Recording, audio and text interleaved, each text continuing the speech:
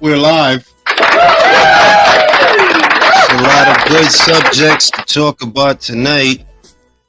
The one that's making news right now are the negotiations for a Wilder versus Ruiz fight. That, the Ruiz people seem to want a 50-50 split of the pot.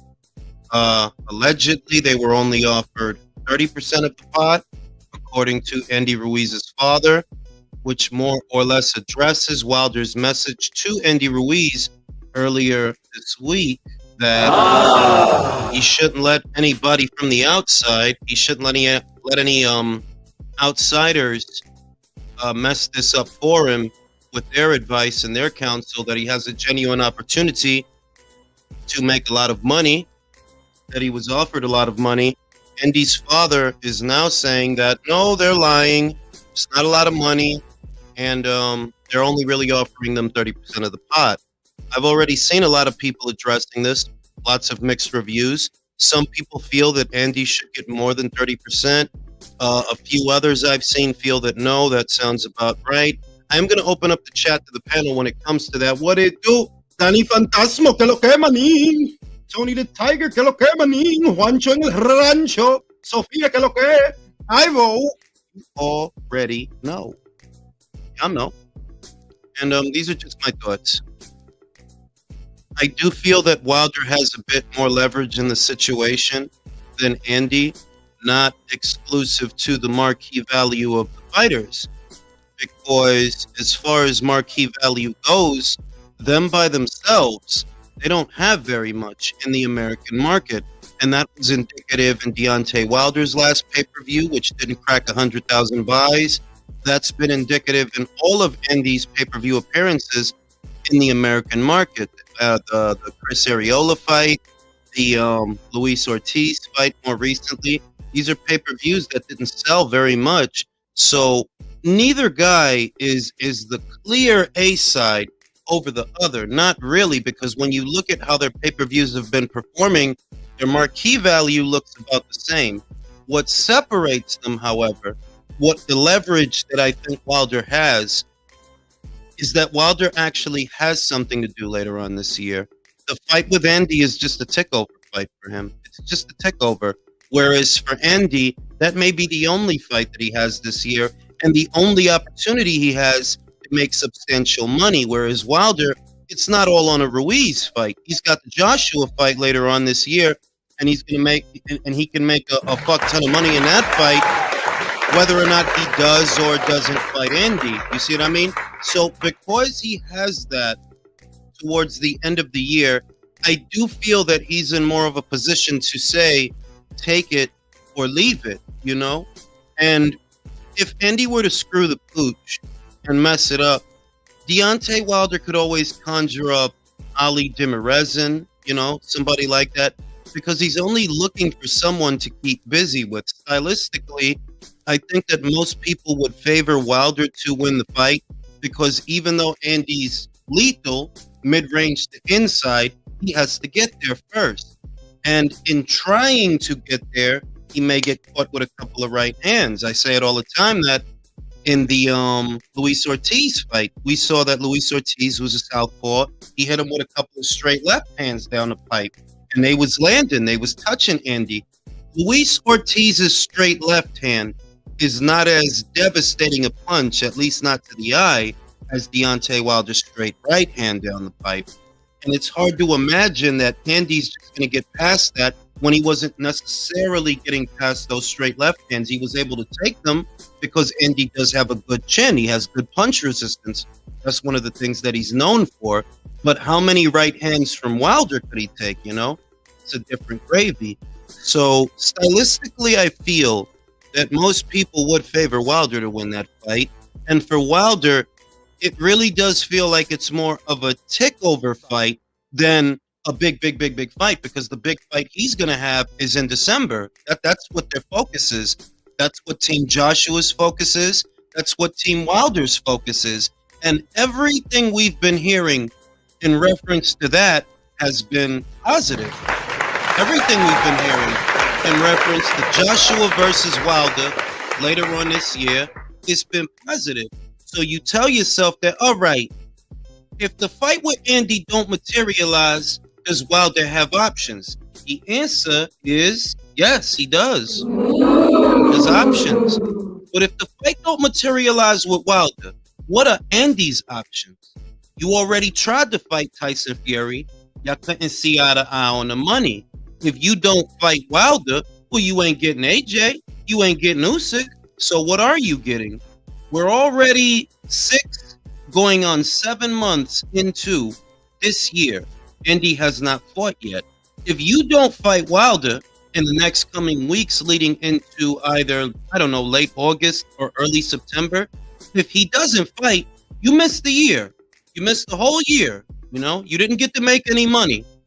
And if they do find you a fight in the fall or winter months, it won't be for the value of the Wilder fight. That, look, by yourself separately, y'all don't sell that much. But maybe if y'all come together, you at least can make a little bit of money. Now, as stated, the Ruiz fight for Wilder is not the greatest financial value. That's not the focus of all their efforts. The focus of all their efforts seems to be Anthony Joshua, Saudi Arabia in December. That's the real payload.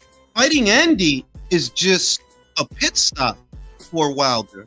You know, so I think that that's the leverage that Wilder kind of has in this situation that Andy doesn't have. That Andy doesn't really have an alternative to a big fight. You couldn't get Fury in the ring. You're talking with Wilder again. And if that falls apart, okay, then what are you going to do this year? What's your plan B to make money and to do anything? Because he's not a mandatory to anyone. He's not in a mandatory position to challenge Usyk for one of the 3 belts. He's not Tyson Fury's mandatory. Not yet. This fight is supposed to crown that. That's what this fight is supposed to be for. So, you know, that's just something to think on. I'm going to open up the chat to the panel and get everybody's opinions as to whether or not they think it's right or wrong. Do they think that Andy should get half the pot, or is 30% the right split for that fight? You know, and I mean, you hear it all the time that it's not a moral thing, you know? You get what you negotiate. You hear that all the time. And I'm just wondering, is Andy's marquee value enough here today where he can say, no, you have to give me half the pot. You have to give me 50. I feel like 35 to 40 would be more reasonable. 35 to 40, that if you're going to get into a bargaining situation, 35 to 40 makes a little bit more sense. I don't know what that fight does in this country commercially. And I don't even know who's paying for it, because Deontay Wilder is said to have been the one that made the offer to Andy. But with whose money? Is it PBC money? Is it Saudi Arabia money? Because the rumor has been that he's going to sign the Skills Challenge. And if nothing else, we know that the fight between him and Joshua later on this year, Skills Challenge is the ones bankrolling that. So are they also bankrolling this? Who would be the broadcast partner for Wilder versus Ruiz if they do reach a deal? Is it a PBC show? Is that going to be another PBC pay-per-view?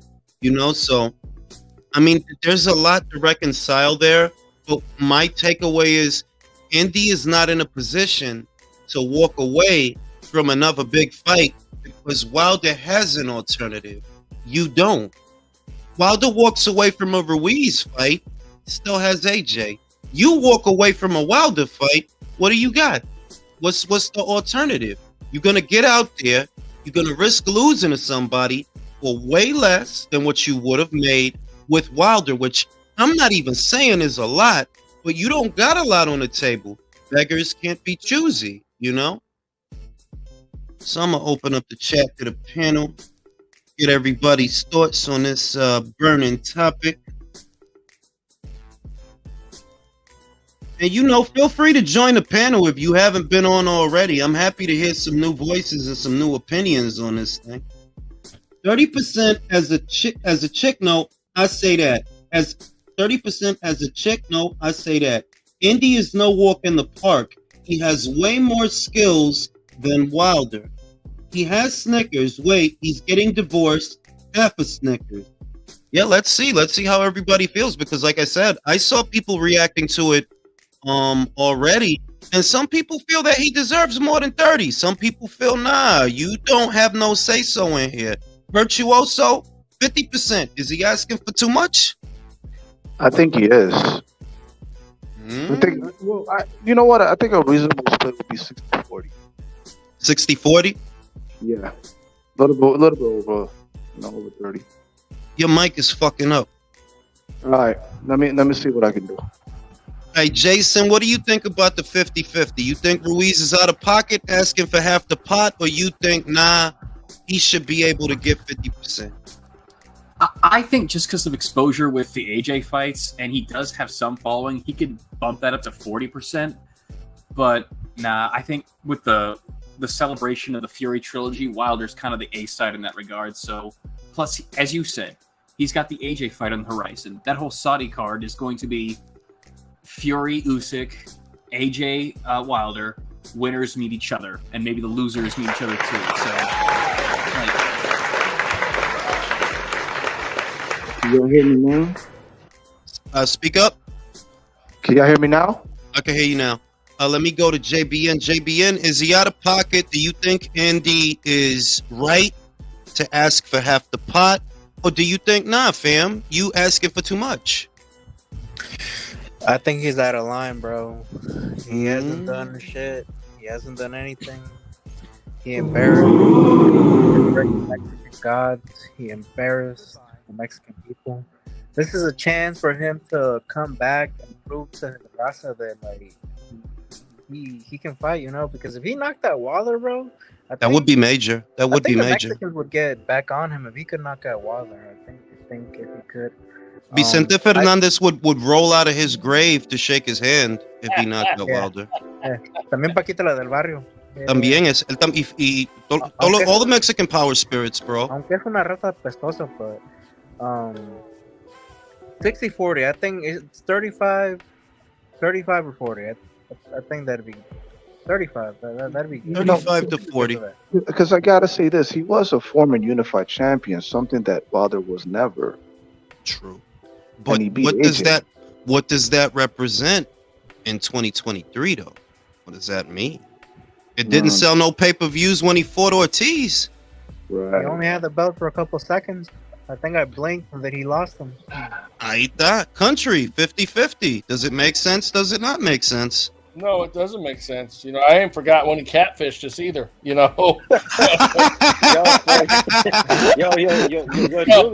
I one at a time, fellas. I don't need three people talking at the same time. Country, go ahead.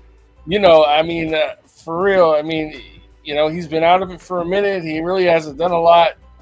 Yeah, the fight with Ortiz was just come on, it's Ortiz. It wasn't a bad fight. It wasn't a bad fight. Like it wasn't a great fight. It was if it would have been on regular Showtime, that would have been value for money. But because it was a pay-per-view, it's like, come on, B, we shouldn't have to pay $75 to see this shit. Ain't even a belt on the line. Right, but I also wonder, can he really take Wilder's right hand? Because at some point, Wilder will land, and if he gets it clean, man, I think he's done.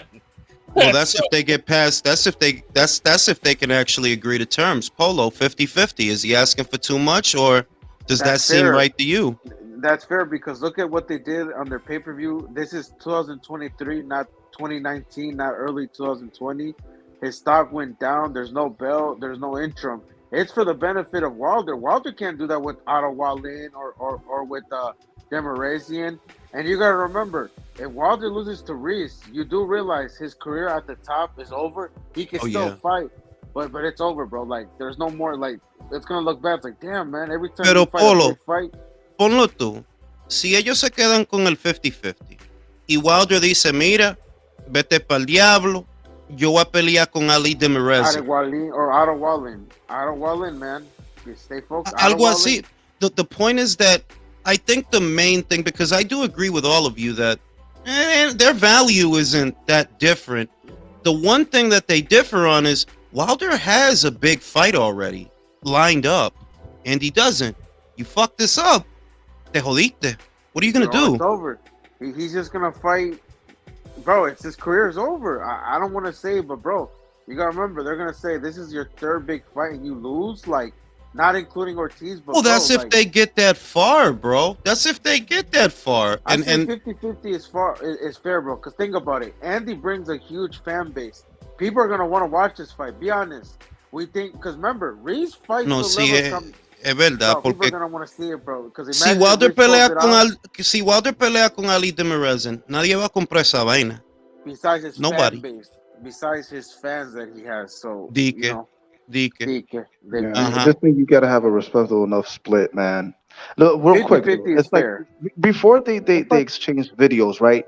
How long have we been hearing about this fight?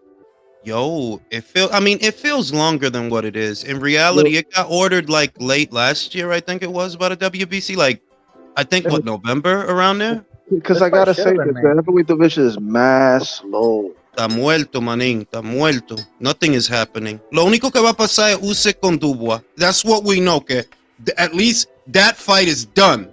Pero con Joshua y White, no se sabe. Con Wilder y Ruiz, no se sabe. Con Tyson Fury, no se sabe. It's fucking dead, bro.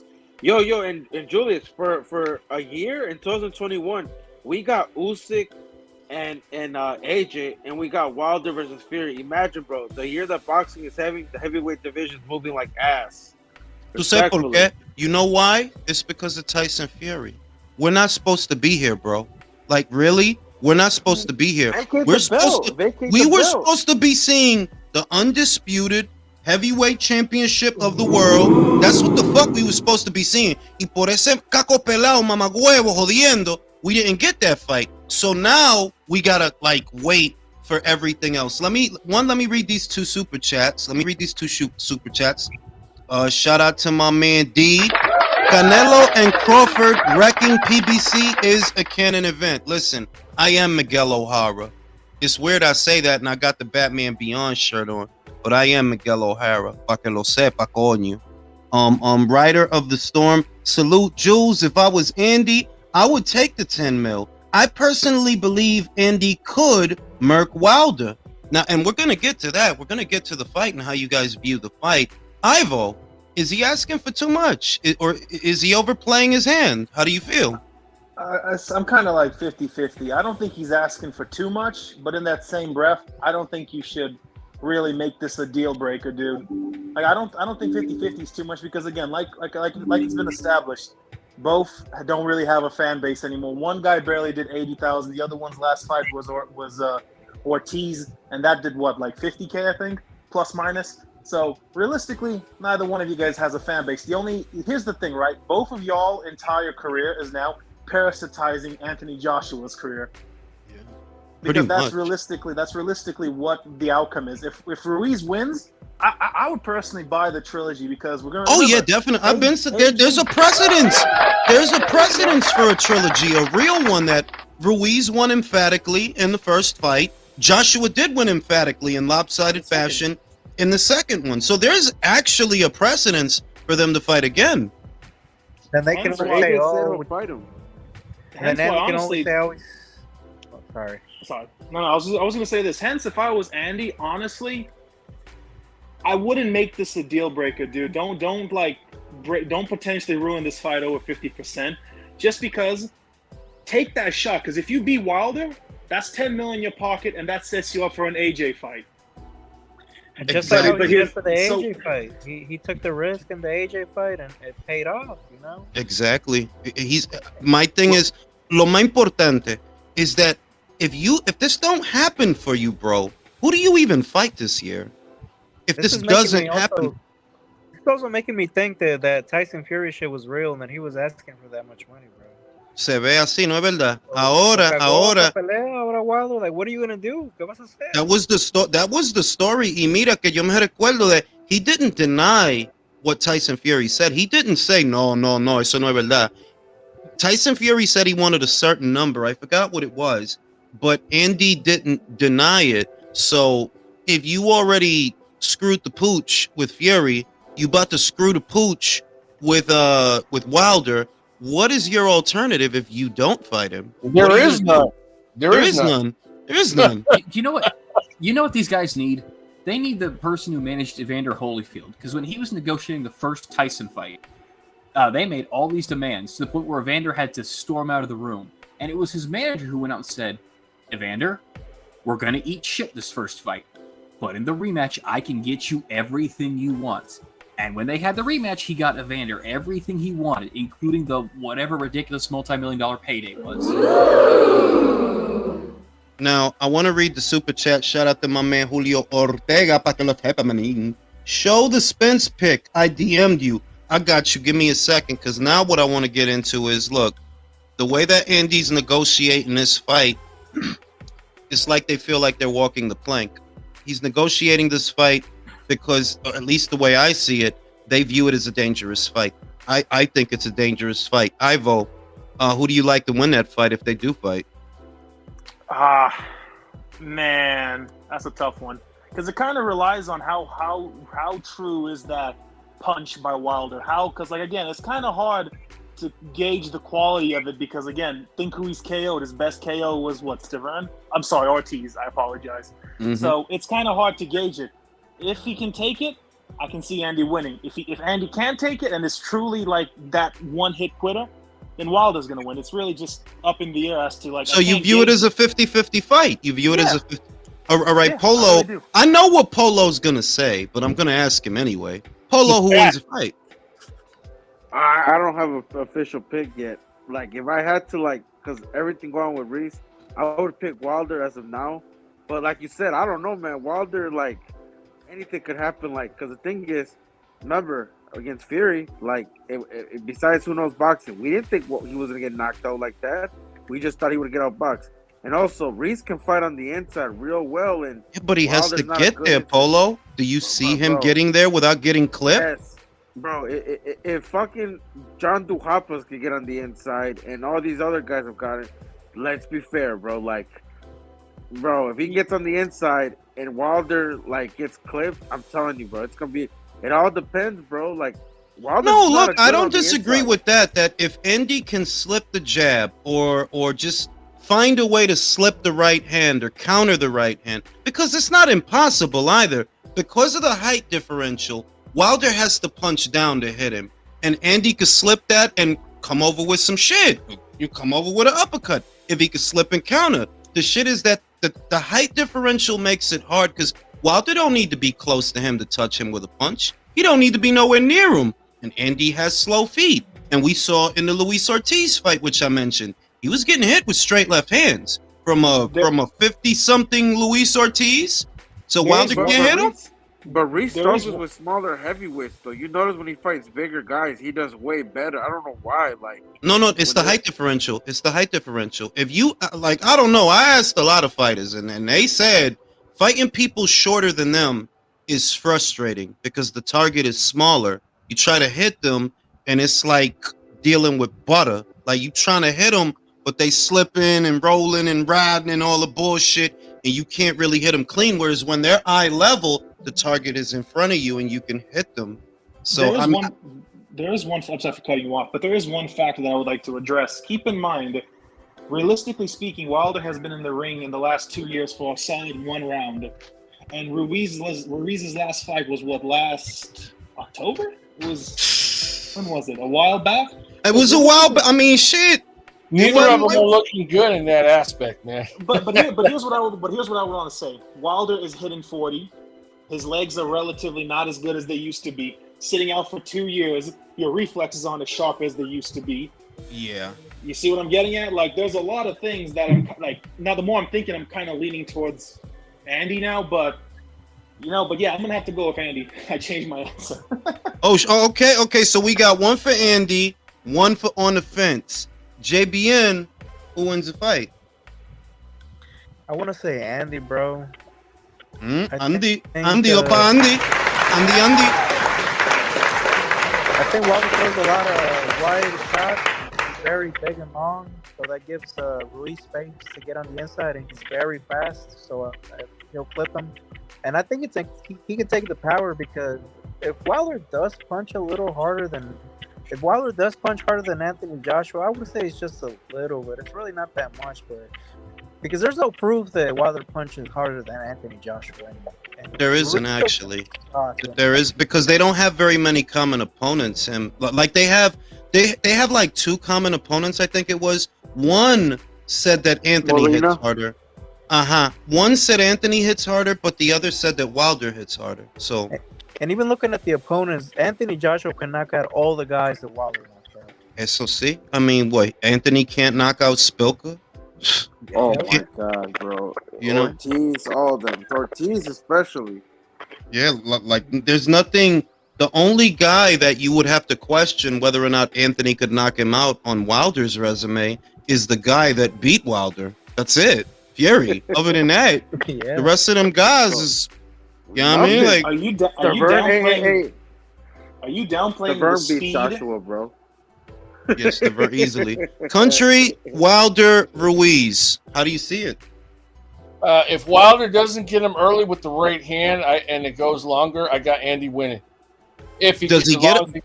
Don't bullshit me. Don't fucking bullshit me with this fence shit. We got one guy on the fence. We don't need another. I'm not on the fence. Pick somebody, Country. Bro, it's his styles makes fights. I think if Wilder has his best shot at getting him out of there early with the right hand, otherwise Andy's going to win. So I'm going to go with Andy in the distance. We got 3 for Andy. You know what? Really, I got Andy. I took my pick. I got Andy. I see something. Bro, oh my God! Everybody's all right now. You just picking Andy because the other 3 guys picked Jason. What the fuck? Jason, what the fuck? I will speak up for Wilder. Of these 2, Wilder's the one who's, say what you will about Deontay. We've all said a lot and we'll continue to say more. He's the one of the 2 whose work ethic I don't question. Ooh. Good point. Yeah, good point. Good point. I can easily see fat ass Ruiz pulling a fat ass, not treating this as his last chance for glory, skimping out, eating out, being fat, and being an easy target like the little porky pig he's been for most of his career. I'm sorry, it's just the way it is with him. Yeah, And but this he has can been take go- a that- punch that's been when he's going- a porky. That's the other thing, that Fat Andy is actually a better fighter than Fit Andy. We saw what happened to Fit Andy. He got dropped by Areola. Fat Andy shocked the fucking world. Yep. I don't know. Let me go to There's a Virtuoso. lot of intrigue, bro. A lot of intrigue, man. Virtuoso, don't fucking ride the fence, bro. For New York, bro. For the city, bro. Mayor Dinkins, bro. Right. Listen, I'm picking Wilder, man. His Pick best Wilder. Fuck. His best bet is to stay on the outside and maintain the distance. and the pace. It gets on the inside, it's gonna get wild, bro. Because some hands are gonna come in quick. No, if Andy gets inside, I honestly think it's over. If Andy gets in, I honestly think Andy, if he can get in, he can finish him quickly. Yeah. Well, that's true. Getting in is not I'm easy. I'm relying on Wilder's quick punches that are coming in straight to keep him on the outside.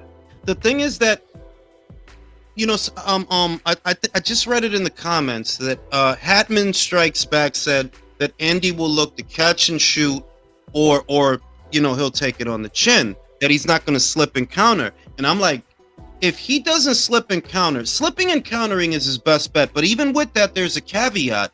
He's so much taller than you are and longer than you are that even if you try to slip and counter, you might not land, or you might lunge and then you get hit with some bullshit. Not that Wilder's a great combination puncher, because he's not, but there is a noticeable height differential between them to where it's not as simple as moot and you can hit him.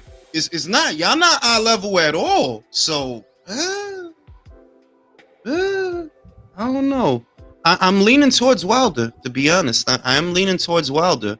If an old 50-year-old Luis Ortiz could land at least 3 straight left hands on you, I think Wilder can land the right. And I think that there's a lot more on Wilder's straight right hand than Luis Ortiz's straight left hand. So I am leaning towards Deontay Wilder. I don't hate him. I'm just saying it is what it is. Now, we got some other subjects I want to talk about. Some other subjects. Where the fuck is my list? Munguia versus Benavidez, guys. Do you think Oscar's going to do it? I hope he doesn't, but I mean, I guess even Oscar's cashing out on Munguia after he saw that Derevchenko fight. Like, I gotta go to the Chicano expert. Polo, does that fight happen? What the fuck, Polo? Yo, my bad. I think it does, bro. Too much. You think money. it happens for real later on this year? Yeah, I think it happens, bro. Mierda, I don't fucking believe you, bro. All right, whatever. You don't have to believe me. You think it's gonna happen for real? Yeah, bro. I think it's gonna. Nah. And no, not because yo Ring, not because it's cash out, because that's a big fight, and I don't know, man. They're just gonna roll the dice and hope he Pandora's him. But no, it's gonna happen, bro. It's a big fight. There's too much money. It's not like it is a big fight, but don't you think the platform thing is a problem? That see, ellos lo hacen. To be honest, bro, I wouldn't be surprised if we see David go to the zone. They might just be like, you know what? Well, Cow Power, Cash Cow, aka Canelo's busy. They'll just send him to the zone and make the You fight. think Samson would send him to the zone for real? It's a winnable fight, bro. Like, it's not Yeah, better. we'll see. You remember that. It's a winnable fight. I mean, it could go wrong, bro. It's boxing. We've seen shit. Who do you that like go- in the fight, Polo? Don't fucking play with me. Yeah, David. You like David? That's how I was feeling. That's how I was think feeling. He's gonna go to the decision. I don't think he's gonna stop. I'm telling you, I think he might get hit. Like, it's gonna be a war, but he's not stopping him, bro. He's too tough. You saw what Toronto Johnson said. What did he say? He's not. Yeah, he did say he did. For those that don't know, he said Munguia hits harder than What did he say, bro? He said that Munguia's tougher and that he would give him a lot of trouble because the power and the gas tank. And remember, we haven't seen David with many punchers. I'm not counting Lemieux because that dude looked like my. He wasn't a puncher. Eso se sabe. He's not a fucking puncher at 168, bro. Yeah, at 160 he was a puncher. Yeah, but not 168. Yeah, doesn't knock out. He doesn't knock out Munguia, bro. You don't think he knocks out Munguia? It's gonna be a closer fight, bro. I don't think so. No. Diablo, pero no te la pierdas. Sergey hurt him 3 times, fellas. But Sergey's a harder puncher than David, though. Like, deja la vaina. Ahora, yo, you come bugging. on, bro. No, David, I'm being sick. No, I'm not even. I'm not. It's that's a hot take, Polo. That's a hot take, bro. I've seen David hit guys like with tongue, and they're still standing. You know how I know? I've seen Derevchenko hit guys with 1 punch, and with David, it's like he has to throw 30, and then. No, eso sí. Like, I don't think he's a that puncher, David, but he's not like a heavy puncher. Like, he's an accumulative puncher. He's not a one-hitter quit. He's not that. He's not, because that doesn't happen in his fights. Referee stoppages happen in his fights, pero no que, it's not Julian Jackson. You know that the guy. Yeah, he's not Julian Jackson. He's not. I've never really seen him 1 KO power. He has to bro. Just watch his fight. I just think Derevchenko. He's a fit. And I was gonna say with everything, bro, and Caleb took it, bro, and David hit him with a bit. Yo, Ring. What happens if Munguia Fondoras him? I know your ass would be laughing. You would be like, "Oh my god." No, I mean that would be. Well, you talking about Munguia y Benavidez? Yeah, like what if he does? Bro, that would be to me. No, pero to me that would be insane. Porque Munguia's not a really good pressure fighter. He's not like elite pressure fighters that are out there today. Emmanuel Navarrete, it's an elite pressure fighter. I would say he's an elite pressure fighter. He has his flaws and stuff. Everybody does. But there's a method to his madness. Whereas with Jaime, I don't know. He's like a C+, maybe B- pressure fighter. Because he don't move his head. His offense is his defense. He don't try to slip and roll. Like all the stuff you see Chocolatito do. An A-level pressure fighter. He rolls and rides and rolls and counters and slips and counters as he's coming forward. That's what makes him elite. That while he's coming forward, he's still defensible. Whereas Jaime, he's a fucking piñata, bro. He's there to be hit by everything, really. So yeah, I do lean towards David Benavidez. Country, how confident are you that fight happens? I'm not the most confident that it'll happen. If it happens, great, but I'm really unsure if it will or not. I'm not holding my breath. I see David winning the fight though. If it happens, I don't think Jaime's got enough to beat David. So yeah, but it probably won't happen though. More than likely. I mean, I'm not optimistic, but Polo be right about shit like this sometimes. It'll be the shit that Polo says that seem like some crazy shit. That'll end up happening. The Big Bang, the Liam Smith, on and I on. tell you, yeah, that's why I'm not sleeping on him. Like, if he's saying that he confident it happens, maybe it fucking happens, bro. Maybe. Now I'm gonna go to Chris. You see what's going on? What's that? What is that? For what? Advil. You see what's going on with Wilder and Ruiz. You know, Ruiz wants 50% of the pot. Chris, do you think he's out of line? Do I think he's out of line in this regard? I'm in two minds about this.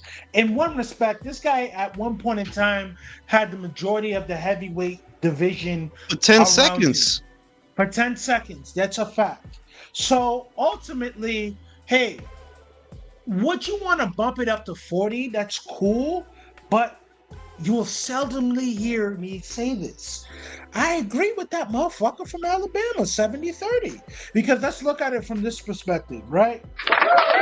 Deontay Wilder, as piss poor as his heavyweight resume is, Lord fucking Jesus. I was looking over it. It's bad. He has more heavyweight fights. He's more notable. People know him more than they know Andy. They think Andy's win over AJ. However unfair that, their assumptions was a fluke. So he has a lot of things going against him. So if he wants to prove to the American fans that he's really that dude, I think he already did with the AJ fight and him beating Luis Ortiz for the first time. That's true. That's true. More convincingly than Deontay Wilder. Nah, not more. No. How? Hey, outside of the knockout and everything, what's more convincing than a knockout? During the fight, but losing every round and hardly winning in both fights, like thank you. No. Let me finish. But wait. Ortiz won rounds in the Ruiz fight, bro. He won rounds. He won like 4 rounds. He won. Man, stop it, man. That old man. He did, bro. It was a 12-round fight, bro. He won like 4 rounds. No. But Reese was boxing him. When Wilder was getting outboxed. Wilder was getting a. But what? Okay, I'm not denying that Wilder was getting outboxed, but I'm saying what's more convincing and conclusive than a knockout? Yeah, let me change my words. Rather, you're right, Chris. You're right. I know where you're coming from, Chris. You had a point. I feel. Yeah, Polo and I understand where you're coming from, but hey, it's this conclusivity. Yo, don't pull out that red light for me, dog. Don't do that. Nah, I was moving the mouse. All right, cool. Well, I saw it was red. Don't do that. This shit red out here, B. You see this shit? Oh. Yeah. It's funny, yo, bro. I got a mouse like that at the crib. But to finish up, my point is, you're right. It was more conclusive in the second fight. It was it was even more conclusive than the first fight with Deontay Wilder in regards to Luis Ortiz. A knockout's a knockout.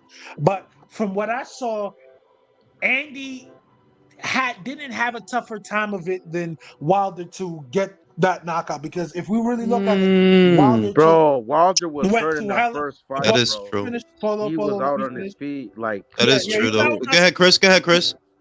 But to say this. I think at least it should be at least no lower than 60-40, because 50-50 kind of crazy, because I don't think they're 50-50, Chris. I'm gonna be real with you. I don't think it should be 50-50. I think Deontay Wilder has been more exciting. Deontay Wilder. It's not that. It's that if I'm Wilder, it's.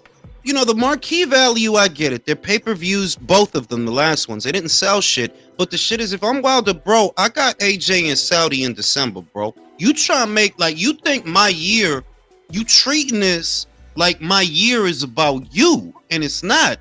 If you don't fight, bro, I'll go fight somebody else. What are you going to do? What's your big fight? I feel you. So basically, you cornering the market. It's like this.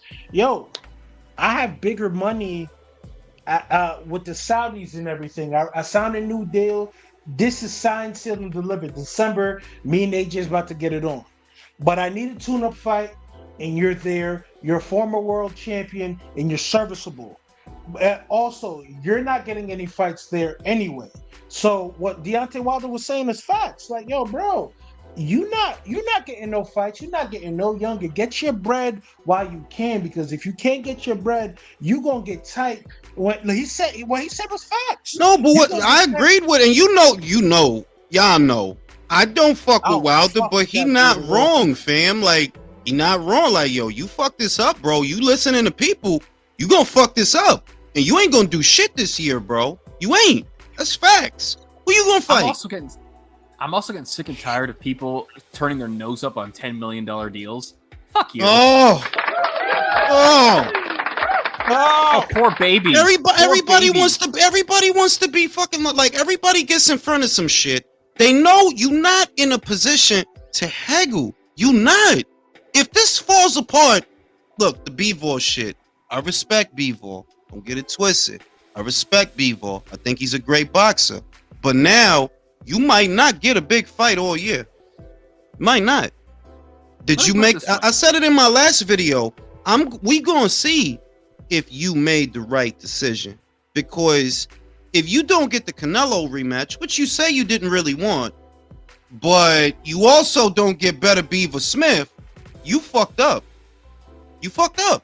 You should have took the Canelo fight at 75. At least you would have made money. Now, what's going on?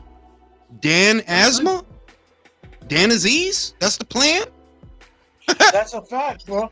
But that was probably the plan before Canelo. What Showbiz the adult was saying, like, I fuck with Showbiz, but I understand what Showbiz was coming at. Yo, as Bivol, I put it on the line for 75.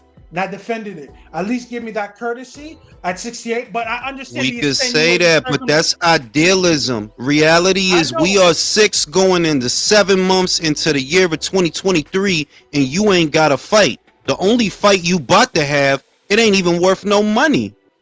It's not. The mighty. What I was trying to say, Jules. Bivol fucked himself over some bread. He fucked himself over some bread. Fuck that paper up, bro. He fucked motherfuckers telling him to stand on his square. Now he's standing there by his fucking self. Looking stupid. Yo, Ring. Now he got that nail talking crazy, saying, I whooped you in the amateurs and had you leaking. Come get your leg back. Wait, who said that shit? Wait, who said that? The nail, the Vozik. He didn't say all that. You gassing it though. I seen the shit. You gassing it like he ain't say like, I fucked you up, Bivol. I will fuck you up again, bro. Fight me. He said, come get revenge. You remember when I fought your shit? You remember when I fought? I'm saying, like you got a chance to confront your childhood bully. Wouldn't you do that? Got a chance.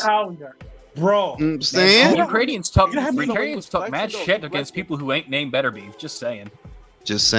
Because Better Beef used to bust they ass. I'm saying, Bozdik can't say shit to Better Beef. He already parked this shit. He already got parked. In the amateurs, outside of Usyk, bro, I heard Better Beef was giving niggas the blues. Everybody. Kovalev, everybody. He was beating everybody up, bro. Like he went 1-2 with Usyk, and people debate on the last fight that Usyk won who actually won that fight. Like, he was giving the Ukrainian team the business. Artur is look. Artur is a bad dude. Artur is a bad dude, but we got to read the room now, right? Because it's easy to pick Artur to win in August, right? I think a lot of y'all probably got Artur, but for boxing, wait. For boxing, Callum need to win. For boxing, for me and you, bro. For me and Polo, boxing need to, because Callum will take them belts. He'll take them belts to Liverpool, and then we could get Bivol undisputed.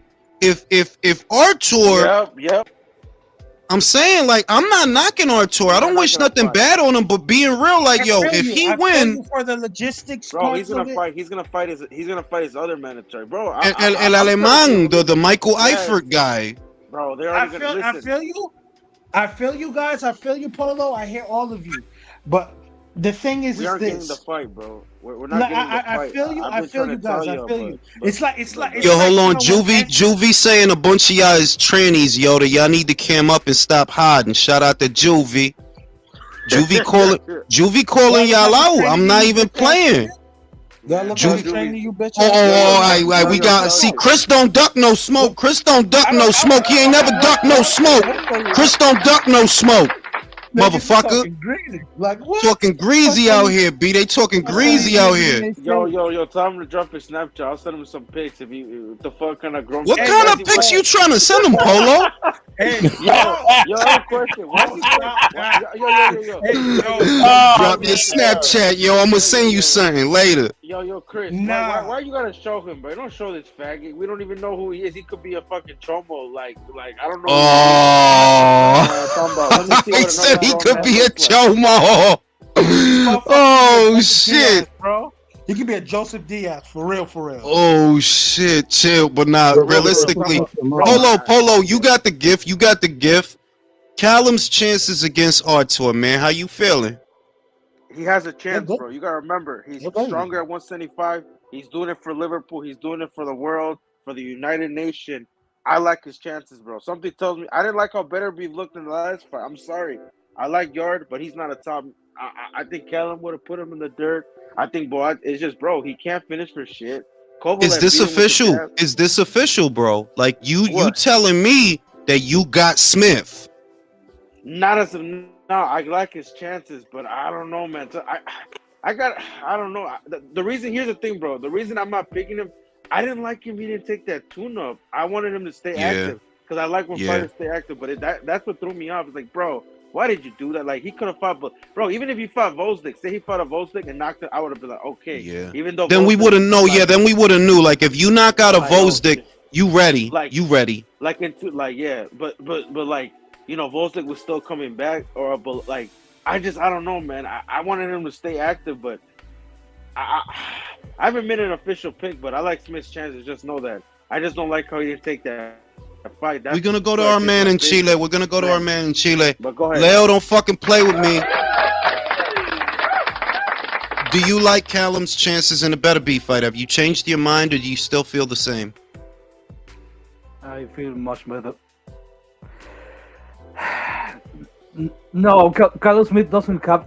He doesn't like pressure fighters. Doesn't. He can't handle pressure fighters. If you cannot defeat John Ryder convincingly, no. I think if Beterbiev was the kind of fighter that goes into middle range and try to box with you, I would favor Carlos Smith. But Beterbiev is not that kind of fighter. He doesn't like pressure, and he never has. He never has. I've never seen him handle pressure from anyone well, to be honest. So even when in the World Boxing Super Series final, when he was fighting George Groves and George was stepping into his punches, he was tearing him up a little bit, you know, before he got stopped. George Groves did not fuck up his shoulder against Chris Eubank. He would have won that fight, and he would have been the top 168. I'd say that. Nah, stop. Nah. No, espera. Que en ese momento, if George Groves would have beat Eubank, then Smith, he would have been number one at 168, bro. No, yes. I'm not debating that. Injury free, because one thing about at the time when George Groves was, you know, number one for that period after Froch in the Gale, bro, I'm telling you, well, he was fucking people up, man. He was fucking people up. I remember the Martin Murray fight. But I remember Callum when he almost killed Edward Gutenak. I remember a lot of those fights that that guy was very formidable. Don't laugh, bro. It's fucked up, but he almost killed Edward Gutenak. He almost killed him. It is what it is. Sorry, bro. Look. This is the real shit. Boxing needs those titles to go. Look, man, I don't got nothing against Beterbiev, bro. But two Russians, you see how it is at light heavyweight? Two Russians, it's like, I think it's an amazing fight, but they don't even want to make it. Why? Because it's two Russians, bro. I feel you, but this is what I say is this, right? Anthony Joshua and Artur Beterbiev have this both in common. They did the hard work to get those belts, and one lost to a guy who's just a better fighter than them on the day. but and then and another one has a chance to fight for undisputed for the hard work that he put in. And I understand it's idealistic. And for the most part, to be quite honest with you, if we would get undisputed, it would probably be Calvin Smith versus Dimitri Bivol. I understand that. But for the guy who put in the work, who put in the time, and it's just a casualty of circumstance, it's not right to just want this guy to lose. But I I'm understand saying, what bro, you're saying. like gotta nothing be is selfish. moving, bro. Nothing is happening, bro. Yo, Chris, hang on, I hang know on. you're a boxing fan and you're knowledgeable, but bro, if he wins, we're not getting that fight. You know that, right? Like, you gotta come to your senses that, bro, Yeah. they're gonna pull that German guy, then he's gonna fight his WBO manager, then he's gonna No, move tú up sabes lo to que va a pasar, cruiserweight. Polo. Él pelea con el alemán porque no tiene Primero. pegada, because he doesn't hit hard. And you know what he does after It's that? an easy He payday. fucking goes to cruiserweight and it starts Yep. over. Fucking goes to cruiserweight, bro. Chris, I'm telling you, they're It's not gonna Bob. make that fight, bro. They're not. Bob Barrymore, he said it. He knows. He look at the moving pieces. Doesn't Sky work with Top Rank, right? Or the Sky? No, they do. They do. Yeah, That's that's their the problem. broadcast Like, partner. Come on, bro. Like, is this rocket science? Do you not see why? I know it's not why rocket science, Polo. Like, bro, Polo, look who has the belt. Polo. What's being lost in translation is I agree with you. I know these foul, slouch, greasy motherfuckers ain't gonna give Arthur the chance to fight for undisputed. No, they're not gonna give. No. He's not the victim. Bivol is the victim. He's the one they trying to freeze out. That's the problem. That two Russian fighters, they don't see no money in that. So they like, nah, man, fuck all that. Now, if Callum Smith, if he wins and he take them belts to Liverpool, we have a fight. And yo, bro, I've been watching how Buddy McGirt been treating them fighters, man. They hitting hard, bro. They hitting Buddy hard. is a Capricorn, yo. Don't forget that shit. I just want to add, if Beterbiev was a victim, just like Ricardo Lopez too. would have Yo, shut the fuck up, yo. Go ahead, Virtuoso. I'm just saying, like, if Beterbiev was a victim, don't you think WC would have bench stripped him? Exactly. They trying to tell me and you that he not Russian, that he from Canada. Yep. That's why I want to say, like, I don't think Beterbiev's the one holding up Undisputed. Bivol's the one holding up Undisputed because he's too Russian. They're fucking He's over too Bivol. Clearly. Spasiba. So, like, Privyet. My Russian is great. Here's the thing. I don't want Artur to get fucked over either, but it's like they're just we're not Something getting has to undisputed. give, bro. We're not Something getting has to undisputed. give. If you Something has think to give, about but it, Caleb as Smith ain't great that guy. as great as Artur is to watch, the reality is that the chances of us getting undisputed, if he beats Callum, we don't get it.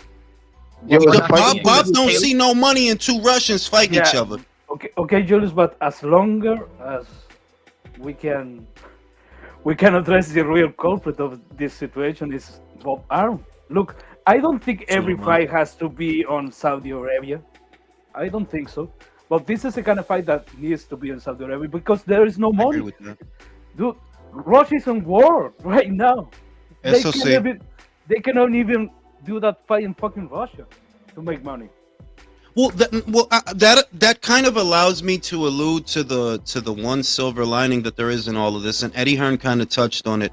Que porque ya ellos no tienen Canelo, the budget opens up, and they can spread that money around a little more. So tú le dices a Artur, mira, deja la vaina, take this $10 million and come get our box. Ante, like they probably didn't have it to do that before. Maybe, I don't even know. Because they said the Saudis were interested in that fight. But now more so than ever, you can make an aggressive push. Is it a big fight? No, it's big to us nerds. That's the problem. It's only really big to us nerds. Two Russians fighting each other is... Put it on the undercard of the super heavyweight showdown they're going to do in December. Ay, Dios mío, wouldn't that be fucking beautiful? Oh my God, yo, dog. That would be lovely, bro. That would be fucking lovely. I just need a reminder. Yo, you know how stacked that card would be, bro? Yo, people would fucking die, bro. In the shit, they would die. Yeah. Yo, bro. Who the fuck is watching a documentary?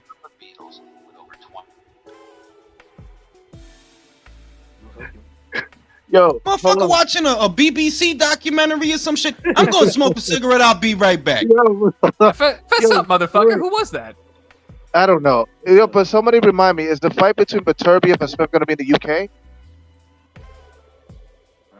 Oh yeah, 'cause Anyone? that's the only place taking so money. Okay.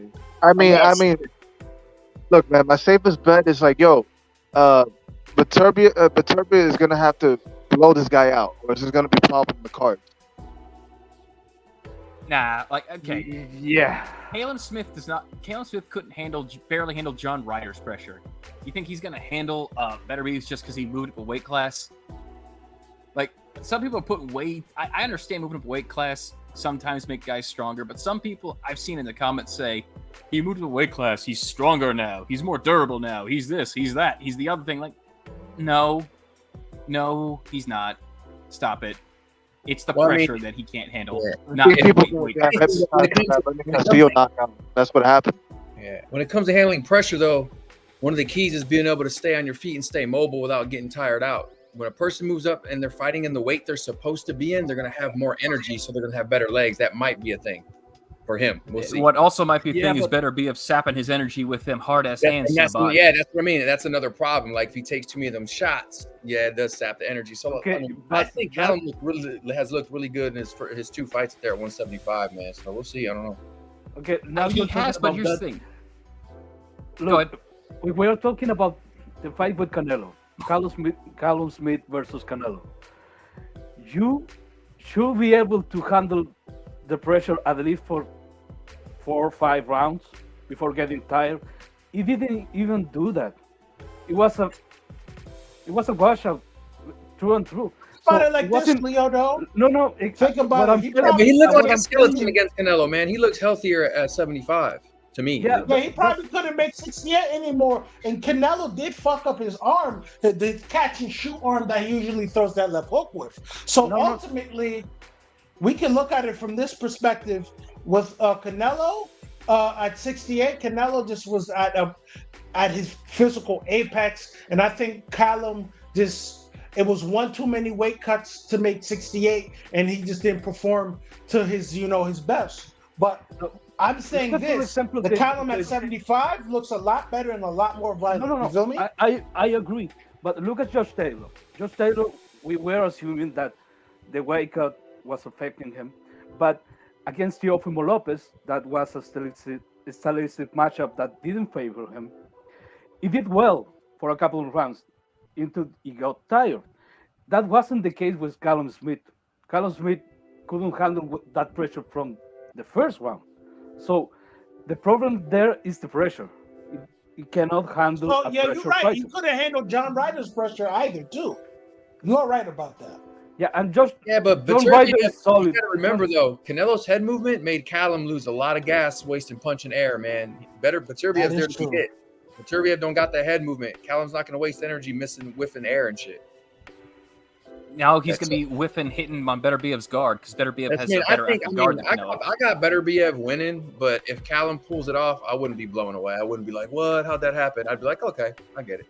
But I got Beterbiev winning this fight. Like Callum Smith knocked out Jules' cousin, and Jules hasn't avenged him. Not yet, bro. Like I'm surprised. Like as prideful as Jules is in his Dominican roots, he still hasn't called out Callum Smith to avenge his knocking out Castillo. Yeah, man. You need to avenge that. You need to avenge that, bro, because that was bad. Yo, bro, that was you publications had the fucking audacity to say that wasn't a knockout of the year. Are you fucking kidding me? Like, motherfucker looked like a vibrator after Miss B Nasty was done with it. God damn. Damn. Yo, bro, did you see it, bro? And I did. That leg was gyrating. Literally. Bro, speaking of gyrating, the Gooch, $4.99 from the Gooch, $4.99. Thank you so much on behalf of Jules. Were the final pay-per-view numbers ever released for the Davis versus Garcia fight? Yes, they were, and they were like a little over 1 million. So that fight did crazy well, considering how much we all thought. Nah, no. I don't think he's talking about bro. He's talking about the earlier one, Jose Luis. I'm sorry. The one that was kept away. I think that was probably. I think to be quite honest with you, that probably more 150,000 to be generous, 200,000 pay-per-view buys.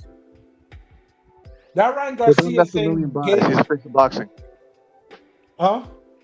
To them, that's a million buys. He's a face of boxing. That's it. It's official.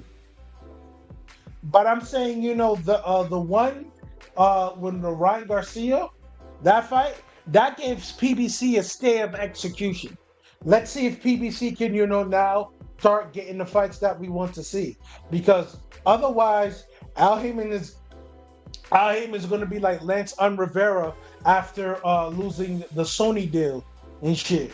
So he needs to really start, putting things together, man. Because Hey fellas, let me read the super chat real quick. Will Smith says Callum Smith has one shot at this, and that's keeping Better Beef out of range to land for 12 rounds. He's got the physical advantages, but in practice, it might need up like Joe Smith Jr. Yeah, that is true. Because I ain't gonna hold you. He really walked right through Joe. Like, I didn't think that shit was gonna be like that. Like, I'm watching that fight, it's like, yo, what the fuck? Every time he touched Joe, Joe was just like fucked up. Nah, yeah, And for Joe real. Like, you improved. talking about Zang, right? You talking about Zang? No, Joe Smith. Nah, you fucking cigarette smoking motherfucker. We were talking about how He beat the shit out of Will Smith, bro. That shit was crazy. Beat the dog shit out of Will Smith, man. Shit is crazy out here. He would never run up on him on that Oscar stage. But I'm trying to. No, but I got a question for you. Well, first I got a super chat. Let me read it. Where the final pay-per-view numbers ever released for Davis versus Garcia fight? Which the Hector Luis Garcia fight? No. Yeah. They didn't say nothing. Y con eso tú sabes que, I mean, with that, that they couldn't have been good, because if they were good, they would have been bragging about it, just like the Ryan Garcia numbers, if they were good. Silence says it all. So bad. That shit had to be so fucking bad, bro. Like, I'm saying, for them not to say nothing, just like the Isaac Cruz shit, they didn't say nothing. Like, we ain't gonna talk about that shit. If that. On Showtime. They should. I think they should have. They should have gave that one away. Like, look, we got a big fight coming up for you guys, but we'll give you this one because we have a big fight coming up. The reason I think they didn't is because remember, Tank Ego will permit it though. You think Tank Ego and his Tank don't got a brain like that, bro. That dude is a vegetable, bro. It's like listening to a Klingon when he's in an interview. You got a brain like that. Nigga called him a lobotomized vegetable. He's fucked up for that. I thought I saw ridges on his forehead. He's like a Klingon. Why you think he always wearing Skelly Boom? Well, look, I'm not a Klingon. I don't got no ridges on my shit. Why you think he always wearing a Skelly Boom Boom? You got the Klingon shit. I hate so does Keith Thurman. So does Keith Thurman, by the way. you, bro. Yo, they could call him a Scully Boom Boom. Keith Thurman is a Romulan. He's a Romulan. Wilson.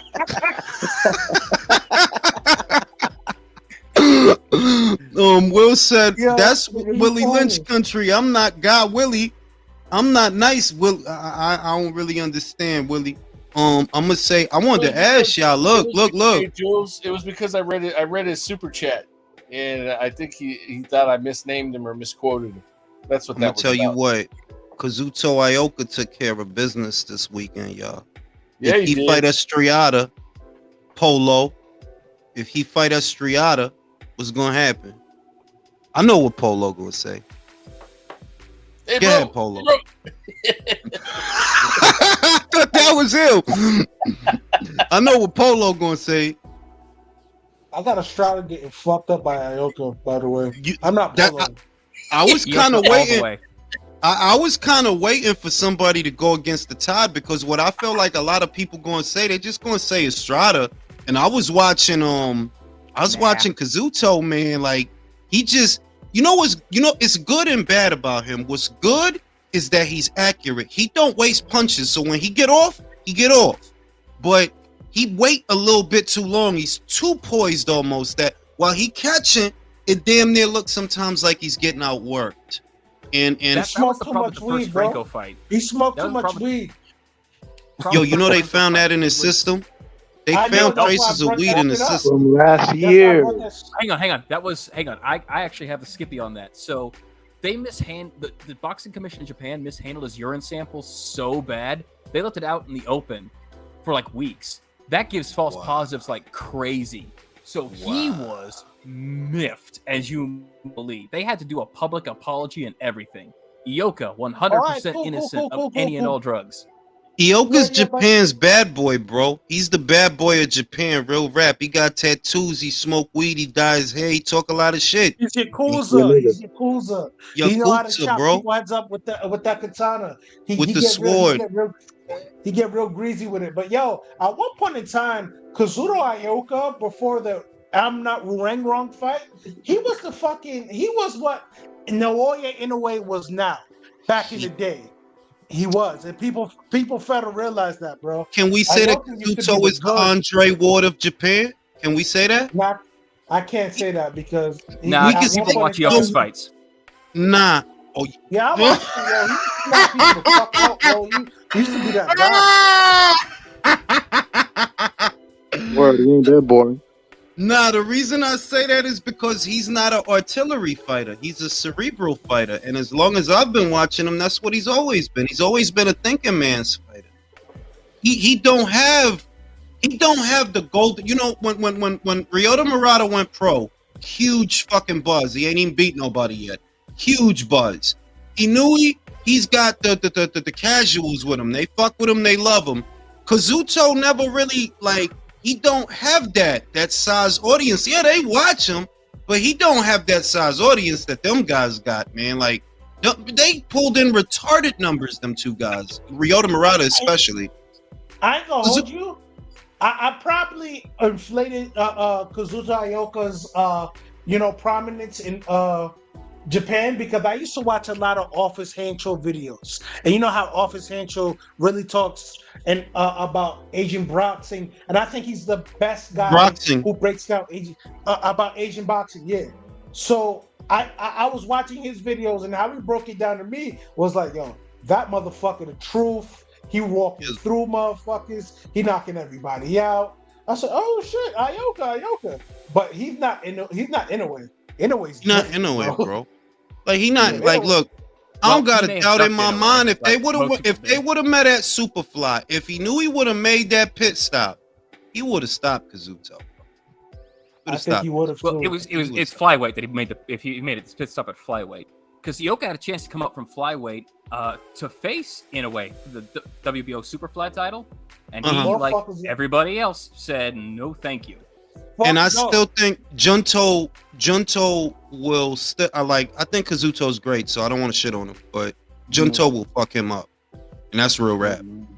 Yo, Junto did to fucking Andrew Maloney, boy, but it's never gonna be as bad with what the Warrior Inoue did to Payano. He's Payano. Yeah, Moot. It was a rap. First 1-2 he threw. Moot. It was a rap. You know what I'm saying? Yeah, but I remember that body shot he hit Manuel Rodriguez with. I said, oh, shit. It's the constipation punch, bro. Constipation punch, bro. You shouldn't trust that then, bro. But when I saw this motherfucker, when he hit Payano, and Payano looked like he looked like a fucking mummy, bro. I said, oh, shit. Yeah. This nigga tried to get up like this. Like this nigga can't even get up. He went down like a Street Fighter villain. You know what I'm saying? He just seized up. Motherfucker looked like he saw Medusa. For real, yo, like he just petrified, like a Streets of Rage villain, bro. Yeah, because you see like how you were talking about how Julian Jackson used to knock people out. Yo, bro, his knockouts aren't even like the norm because let's keep it a buck. We seen one punch knockout motherfuckers, they just go to sleep. That motherfucker used to hit people. They either used to go to sleep or get petrified before they hit the fucking. Some Medusa they were type asleep shit. when they were standing. They were asleep when they were standing when Jackson hit him. I've seen knockouts. I ain't gonna hold you. When he knocked out Wade Powell, had that motherfucker seize up like that. I was like, oh. Harold Graham. Graham was the his best, if you ask me. And falling ever further. His eyes were still open. Oh no, that's what we worried about. He's not getting up. That shit was so. Go ahead, Virtuoso. Like, you ever see knockouts where like the opponents, they just go down like Mortal Kombat characters, like in a 90-degree angle, Real shit, like, oh. like just Yo, flat. remember when Tommy Hearns knocked out Jose Cuevas? When you hit the bench of the Pipino Congressman, Cueva. it's like, oh my god, it's ugly. Yo, bro, you Real remember shit. how in Mortal Kombat, you know, you woozy and you groggy and your body's just, you know, involuntarily moving?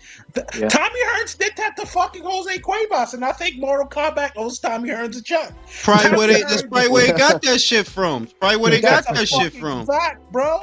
Let's Real keep it a shit. buck because I ain't never seen a motherfucker hit a dude with a right hand to the temple and have him fucking wailing around. Yo, what's those inflatable balloons in front of fucking car dealerships and shit? Yeah. The balloon man. Listen, man. Who is Tyson Fury fighting? Who gives a fuck? Julius. Come on, man. Don't bullshit me now. You have to. You Nobody. gonna fight somebody. Who you gonna fight? Addiction. Caballero.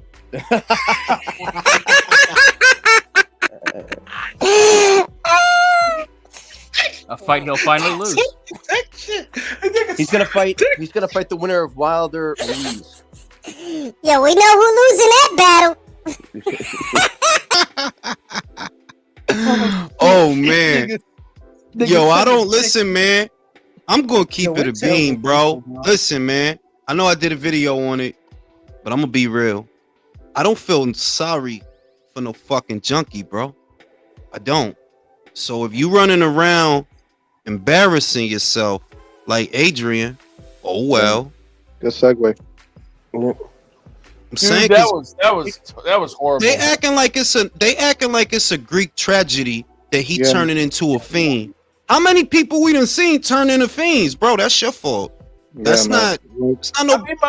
How many motherfuckers you see in the Bronx, or you see on fucking Fordham Road, or you see in Man, Harlem, I'll deal with this strung shit the fuck personally, out on man. heroin or crack, Listen. nigga? Like, Yo, that wasn't even you're not- liquor. I you're not seen it for the first, you're second not the time, bro. That wasn't liquor. That motherfucker was on. I don't know if that's fentanyl. Because I don't. Listen. I'm old. I don't know what fentanyl does to people. I know it kills them because a motherfucker died at my site using fentanyl. But I don't know what a fentanyl high looks like. And that he didn't Nah, look it put drunk. niggas out. That's a fentanyl. Hey, fentanyl high. You at the did upper you guys room, ever motherfucker. Did you guys ever see that video of that one dude who bullied that guy in school and then he was like down and out on the street and the guy he bullied like Keith came up to Thurman. him and Keith punked Thurman. him? That's fucked up. Talking about That's Keith fucked Thurman up. when he You was know on the you ain't right scoop with and that. he got the You he got the fucked Hey up. Hachi. Who remember Stupid, Tekken? you were fucked Who remember Yeah. Tekken? Yeah, you Hey out Hachi. for that, Jules. Got the Hey. Homeboy didn't have any That was shoes, his man, fault, and bro. that guy You was fucked punking up. him, and it was like He that was didn't more have the fun. Hey Hachi. His whole shit ain't got no hair on it That- but the yo, side. that's The Hey just Hachi. up, right? And what's Tekken, worse, right? Not cool enough to pull up a Hey Hachi. what's worse is the guy was recording it, talking about, yeah, you used to bully me in school and blah Yo, blah. you know blah. what I didn't like? You know what I didn't like? That there was people trying to chastise the guy for doing that, and it's like, nah, yeah, you still got that rancor, you still got that knot in your chest that dude used to fuck with you. What's wrong with that? Now you in the street, you fucked up, you ain't got no shoes on. You know what I mean? Your hair is crazy. Yeah, you gotta clown him. Like the fuck, like, huh?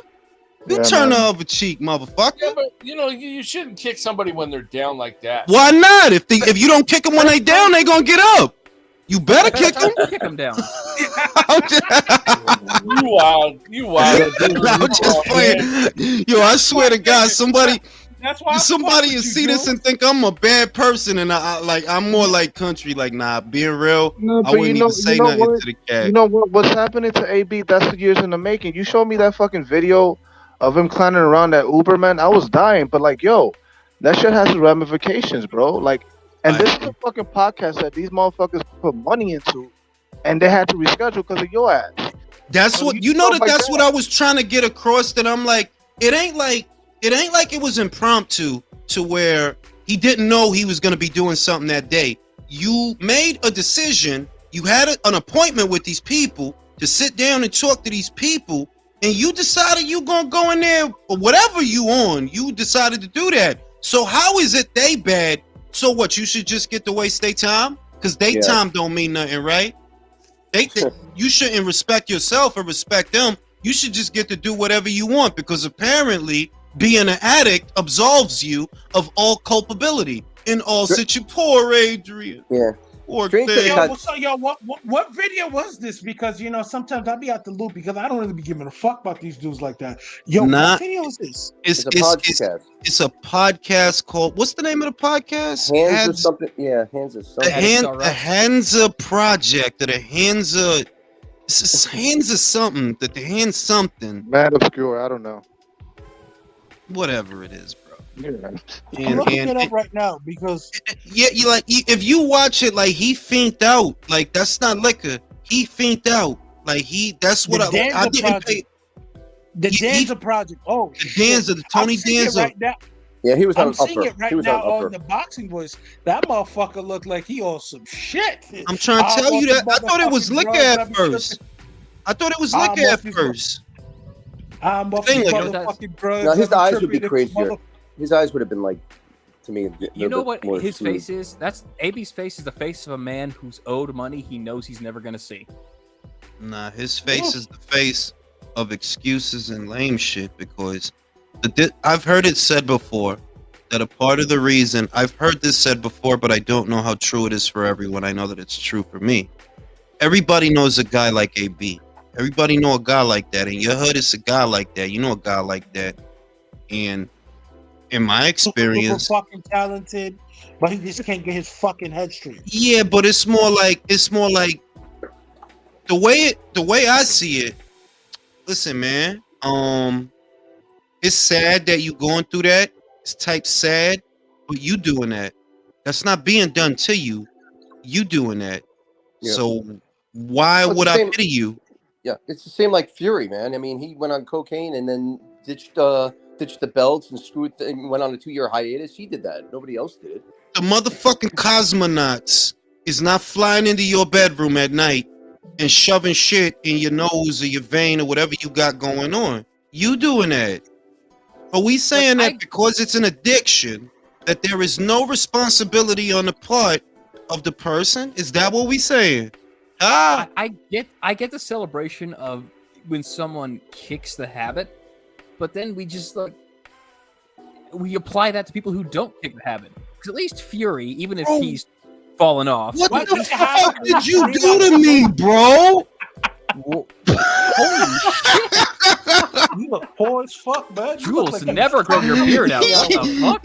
No, damn. Bro. What the fuck did you do to me, bro?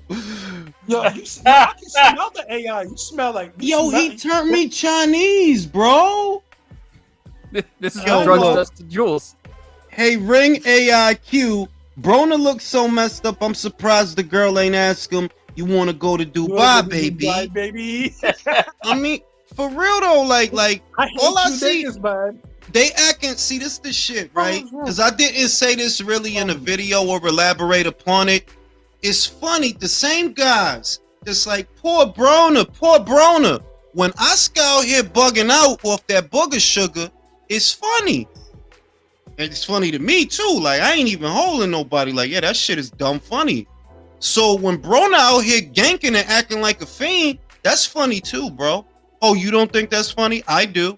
That shit is hilarious. Just like when Oscar be high out of his mind. That shit is hilarious. Am I supposed to feel bad for him? Well, Oscar has hundreds of millions of dollars to snort coke off of, so it's okay to laugh at him. I'm saying it's just that I don't really, maybe, like, I don't know if I'm being obtuse, because I feel like maybe I am, like maybe I'm lacking empathy, but I don't really see where it's a Greek tragedy that, like, that's what I thought was going to happen to you, bro. I've always thought that's how you was going to end up, and it's not over. It's going to be bad. I've always thought that that's how he's going to end up. It's like, yo, He's impulsive. You're predictable. You're predictable. Yeah, that's good. Predictable. That's like, I That's know the guy guys that's like losing you. control of his life.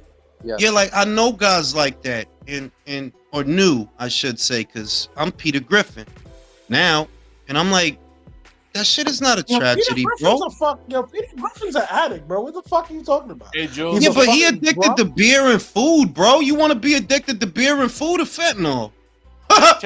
Check the private chat for a sec. All right, let me see. Hold up. I left you a little something. You never know, but he's being weird saying. Let me see. Hold on. What the fuck's up?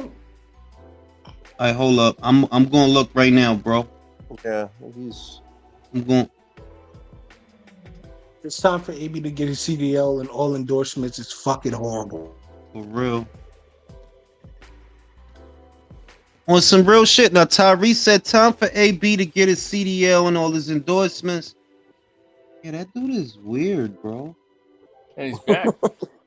Yeah. Yeah, you got to give out wrenches, man, and clean that shit up. I don't know how to do that. Y'all got to teach me how to do You that know because I what? give You know, Sophia hey, one. Jules, I figured out why you don't have that. Why? You got to go to the next level of StreamYard that you're using, and it has that feature available. So instead of like 10 Bro, bucks, I'm paid through the year, bro. right? But you're pay probably any- you're probably at the lower level because there's different levels, and the one you're using, like, what are you using, like the $10 a month one? No, I'm paid through the year. Yeah, I but paid what already price, for the year. right? But what's the price? What's the price range you're in? Because there's at I different think it was levels. 200. I think it was like 200 or something. It's the annual. Yeah. So wait a Okay, minute. because Isn't you this should. YouTube? You should. I You should should have been have. around. You should be able to Hold do it. up. You should be able to do it. You should have a feature on there to give out for like a moderator. I'm gonna try to make Sophia a moderator because Sophia is the Should have greatest. been yo. You should have made me a moderator because I would have been got these motherfuckers out of here, bro. Dude, Not actually, you Sophia. should have made me one. Because I'm always spotting these fools. I'm gonna figure it out. I'm gonna just like I figured out. Remember when I was trying to figure out the soundboard? Yeah. I'll figure it out. But I'm like, I don't know, man. Like, I just be thinking, like, you know why he like that? Because of y'all. Y'all just sitting around. Y'all celebrate his dumb shit. And he is a fool. And y'all just keep, oh, poor Adrian. Like, man, fuck him. But strange that Spence came out and said something. Shouldn't your mind be on something else, Earl, rather than? Well, I mean, what Spence said, which wasn't necessarily wrong, is Adrian, I don't imagine he went there by himself. I imagine he went there with some people. And if you went there with people and they let you go on there like that, yeah, that's fucked up, bro. Like, they were supposed to be like, That's nah, your we man. can't. That's not your man's. That's really not your man's. That's not your ain't no way ain't no way I'm just gonna see my man's fucked up and say, nah, we gotta reschedule this, or we just gonna have to just take the drugs away from that dude because on some shit, that's my man's coming on there and he's representing himself like that. And they like, I know his mother. Like, yo, I'm my brother's keeper. I can't just have my man's looking crazy out here like that because I gotta go back to his mom's and say like, yo, I don't know what was good with your son. I'm gonna look crazy letting my man's look that fucked up on TV because think about it, this internet shit now is really TV. That's So never gonna people go gonna- away, bro. Yeah, people gonna remember like, yo, remember Adrian Broner looked fiended out? And people are gonna keep saying that and keep saying And they that. gonna And you keep know how- reposting that shit, bro, like old episodes of Cheers. That's fucked up. But yo, you know how emotional Adrian Broner can be. So at the end of the day, that's not just going to be like something that's just going to be good for him. I don't want to see that. I mean, maybe I'm a little bit desensitized to shit like that. I'm an 80s baby. It was a lot of fiends, you know what I mean? If you decided that what you wanted to get out of your life was being a fiend, that's your fucking problem. It's on you. It's on you. What the fuck is wrong with you? Yeah, that's how I look at that. And I know that It's like who? I just feel like they try to turn it into something clinical when it's something habitual. It's like, bro, come on now, bro. You chose that for yourself. You chose that for yourself. Other people chose other things. That's what you chose for yourself. Yeah. In the end, it's like for me, it's like with AB, it's just wasted potential. Well, we know. And I'm tired of hearing about his wasted potential too, because I never thought he was that good. Yeah. Shout out to my man Jose Marin. The image of AB washing 25 cars in Al's compound. Oh man. That's just wrong. Told ya he got Abner Mares on a hamster wheel right now, B. Will said the only person that can help AB is Adrian Broner. That's facts. He needs people to tell him the truth and not to label his addiction. The best thing he can do is lead a hood to get away from the triggers. That's the other shit that, like, that is the truth though. Like, if you really trying to make a dramatic change, you got to take him out of his element, because the things that lead him to do the things that he normally does will be there. So you got to, like, literally, the other shit is though, that's something that your family people do. If you ain't got family people to do that, and remember that some addicts, they do come from families and they just go disappear and howl at the moon, bro. What Well, they it do. should be easy to get out of. Should be easy for him to get out of the hood, because ever since the Manny Pacquiao fight, they don't want to claim him.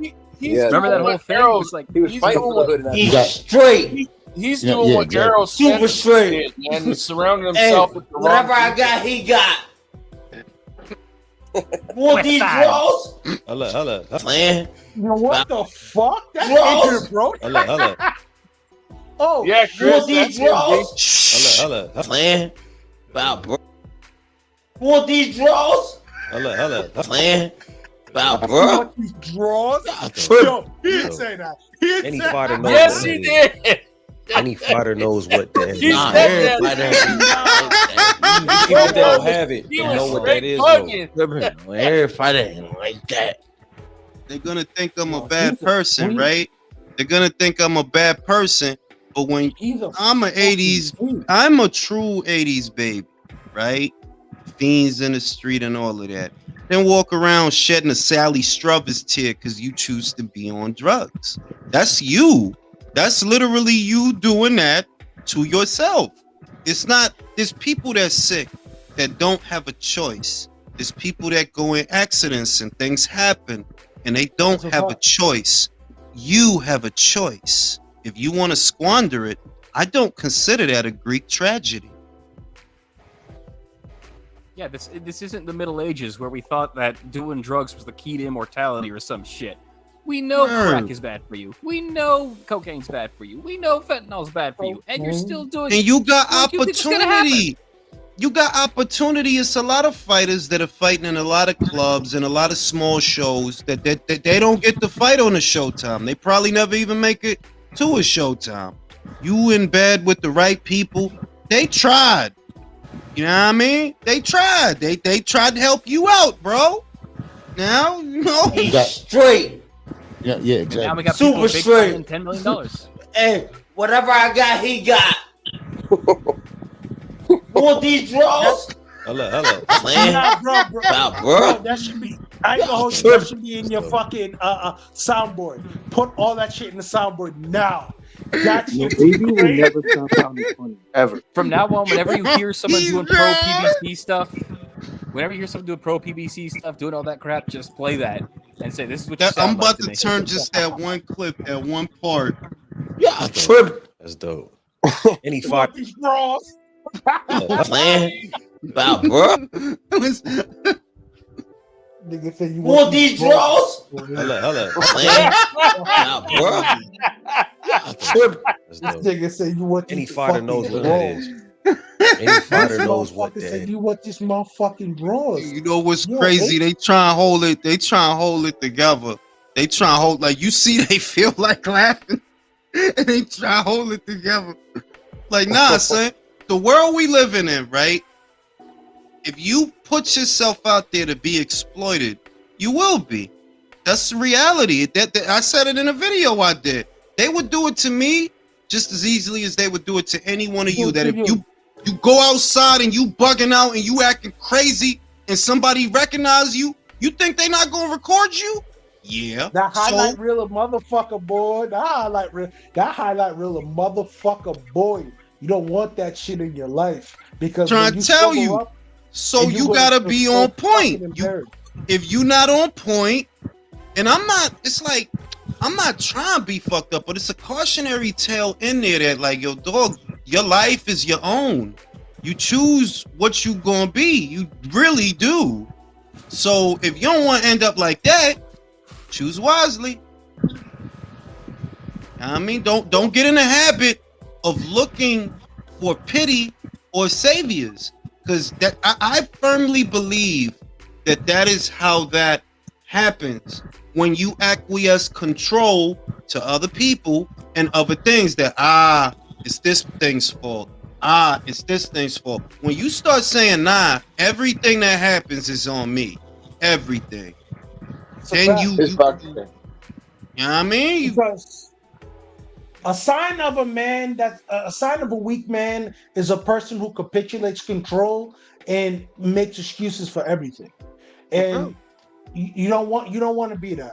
Trust me, I've made enough excuses in my life, and I'm not trying to make any more. I'm trying to make better decisions and just be a better person.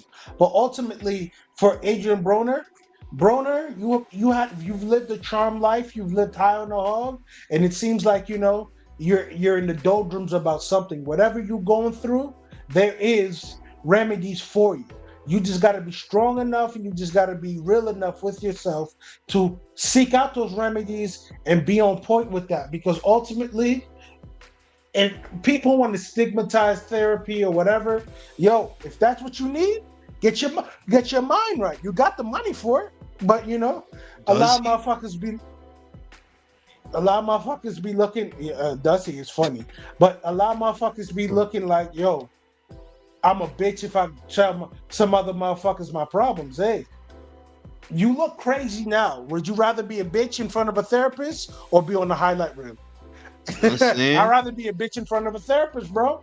Real fucking. I tell you, Jonathan says when he said he want these draws, he was talking about an amateur fight he brought with him, Bang Williams.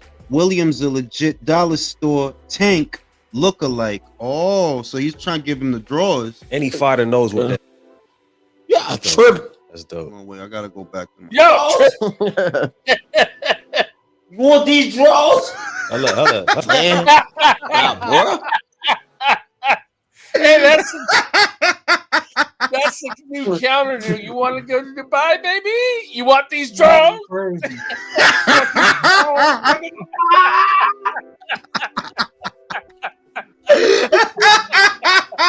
Oh shit!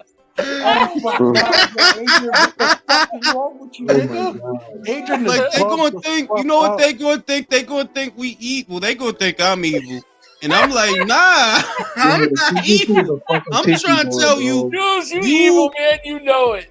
Nah, I'm not. I'm telling you, you the captain. You the captain of your own ship. Wherever you want to end up, you literally get you there. Nobody else. You get you there. So if you end up there, that's where he wanted to be. Jules, you're the evil alien in the horror movie, man. Come on. Country. Nah, I'm the good guy. I'm telling you, don't be that guy. I've been saying, I've been saying, yo, this dude is a clown. I've been saying that for years. I never liked Adrian Broner. I'm like, because he reminds me of people that I know or knew. And I've been saying, like, yo, that dude is a fucking putz, bro. That dude is a clown. Like, I know how you gonna end up. I know exactly how you gonna end up because I've seen it already. And now that I'm seeing it, you know that you're getting there. You're on the right track, right? I'm like, dude, that's what the fuck I thought. His boxing career being as no shoes. Let me tell you this, guys. If Adrian Broner goes full at it, he's going to be a danger to himself and the people around him. Because one thing about him, he's very volatile. So if he starts bugging the fuck out, they're going to have to put that motherfucking diz on. You hear me? You have to put. You want these draws? Hello. Hold up, country. Hold up. You can't be calling Jules evil just because he's enjoying the show someone else is putting on in public. You sure I can. I'm going to turn that into a soundbite, I swear. Oh, yeah. Hello. That's the new counter. That's the new counter coming to go to Dubai, baby. I'm telling you. Want these draws? Hello. Man. Oh, my God. Can you imagine his kids ending up being just like him? Nah, I hope they I don't. don't wish that on them. I don't I wish hope that they on them. don't. I don't wish let that them on his little- children. I man. don't either, but I'm Look, just saying, man. I mean, what a role model, huh? I would say, look, some guys survive that shit. Some guys actually do. I've seen that also. Some guys survive that shit when they get a little bit up there in age. What's disturbing about Adrian is that he's actually in his early 30s, that he's a younger man than I am. That kind of accents how volatile the situation is. I think he's like 34, right? He's 34, 33, Yeah. 34, around there. Yeah. And that you're there now is like, do you And it- make and it to 40? Yeah. And his boxing career is getting away from him. He hasn't really headlined anything. Getting away from him, he was in there with a fucking lawyer in Yeah. his last fight. Yeah. Which is why I think he's doing that stuff now. He's going crazy. I don't know, man. I look. Everybody say when y'all get a chance, y'all say a prayer for Broner. We ain't all assholes out here. It's funny though. Nah. Drop that shit again. Drop that. Think I'm not? You think I'm not? You think I'm not? You want these draws? Hello. You want these draws? Damn. Oh, what the fuck? Oh shit, that's never gonna not be funny, bro. Like how does this?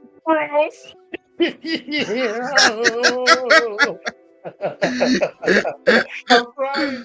I'm fucking crying. This Oh shit my is God, I'm crazy. All right, one fucking more time. crying. All right, one more time for the one time. You want these draws? That'll never get old. Oh my fucking God, that's so terrible, AB. Oh shit. Yo, B. But what He's you gonna supposed to say? He's Look, gonna regret that one. fellas, what we supposed to do? We supposed to sit here getting misty eyed? Nope. Right? What we supposed to? Put on We clown supposed to sit makeup. here I'm gonna getting? laugh at the clown. You know what I'm saying? That's what I'm saying. Like, one more time for the one time. You want these draws? Hello. Man. Nah, bro. You know what I mean? Like, what we posted, like, that's what I was thinking. That, like, I saw the outpouring and the usual shit. Like, oh, please, I hope he gets help. Like, yeah. Hey, maybe he was so fucked up he thought he was talking to Tank.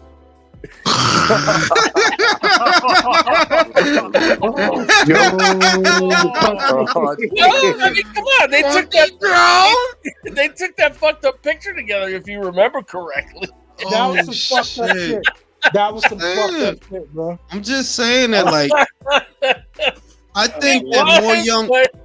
think more young people need to realize that the age, I would say the most crucial age for the longevity of your life is somewhere in between 17 and 25. You need to make very wise decisions at that age because that will determine the next 20 to 30 years. It will. And this is a guy that it's not like he's unfortunate. You had a lot of opportunity. You actually got offered a lot of money and got the chance to make a lot of money. If you squander it, the most service that you can provide society is as a cautionary tale. Don't be this guy. You know what I mean? Shit is crazy. But I don't feel that pity that other people feel because you doing that. It's not like somebody doing that to you. Like, you doing that. So I don't understand where I'm supposed to look at him like, oh, pobrecito. Are you My nuts? sympathy is for the crack baby who was addicted to crack before he was born, not for Adrian Broner who chose this life. That's a fact. That's a fact. It's crazy out here, bro. I just don't know what to say. But I got a Batman Beyond shirt. Y'all see my shit? I love it. I love Pretty it. fly. Man, that was some fucking funny ass shit, bro. What dude? Fuck was he even saying that? Bro? I don't know, bro. I'm about to play it back. Like how that even happen? You want these draws? Hello. Man. Nah, bro. Yeah, tripping.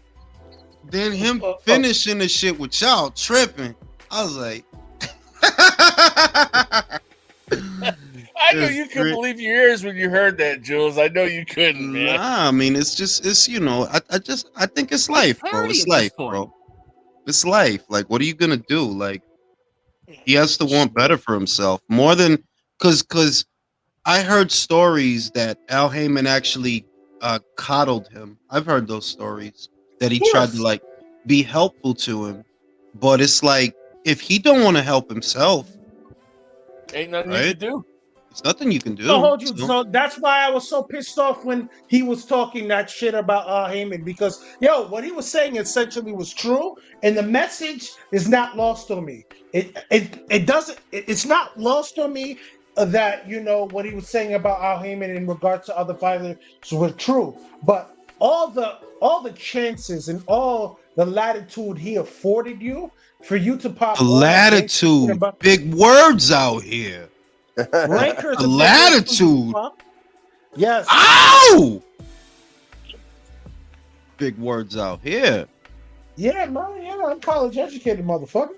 But I know that. I just like the big words. I like the big words. I'm gonna put that in my repertoire. Yeah, you a funny motherfucker, bro. But I'm just saying, all that shit. But did he give him that any longitude? Did he give him any longitude? Did he give him any coordinates? Like 25 north, like 45 south type shit? Probably. Who knows? That was fucking perfect. That was perfect. I know. Did he give him any longitude? I know. That shit was funny as fuck. But I'm just saying, to be honest with you, all the shit that he was talking about, Al, I never really appreciated it because it looked like you were ungrateful and, it was just like, after all the shit he did for you, this is how you treat him. But what CJ Goodfellas said was this. You already knew what you were getting with Adrian Broner, and I understand that. You did know what you were getting with Adrian Broner. You did. But ultimately is this.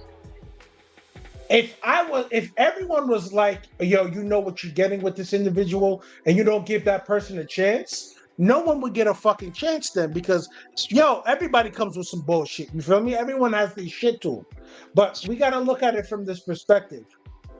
Al Heyman provided you a platform that how many motherfuckers wish they got. That's true. The first main event of PBC was 2015. And you know who you fought? John fucking Molina.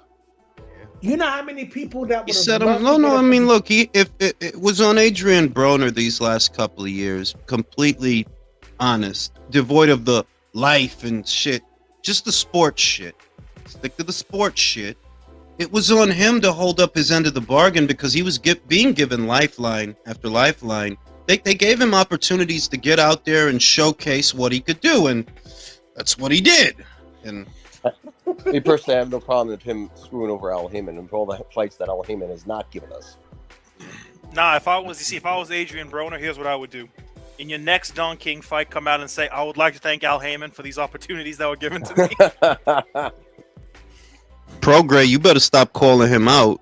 They're going to call you wrong after a while. Remember Regis was like, he would like to fight him like a week ago? Yo, Regis is trying to attack crack fiends now, man. That's crazy. Yeah, be his ass, bro. Be his ass. If you want to be a fucking journeyman, let his ass become a journeyman.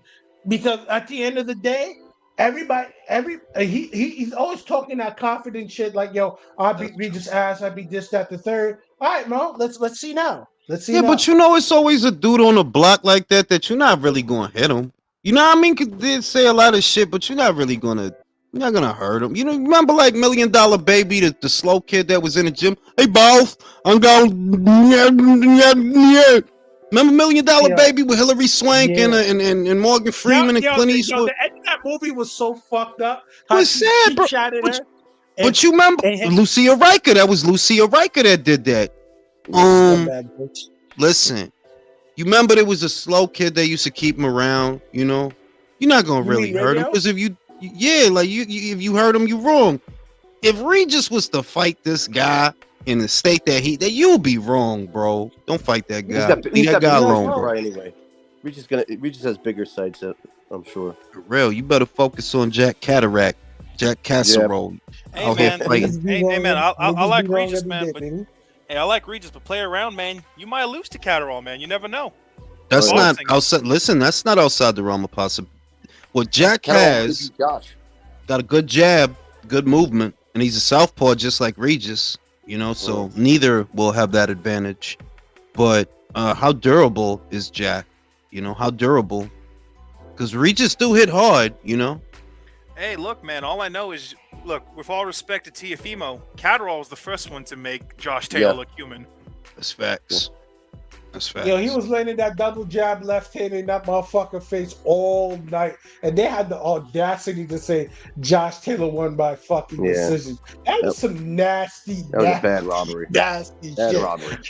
That robbery was so bad that got national media attention. That got legal attention.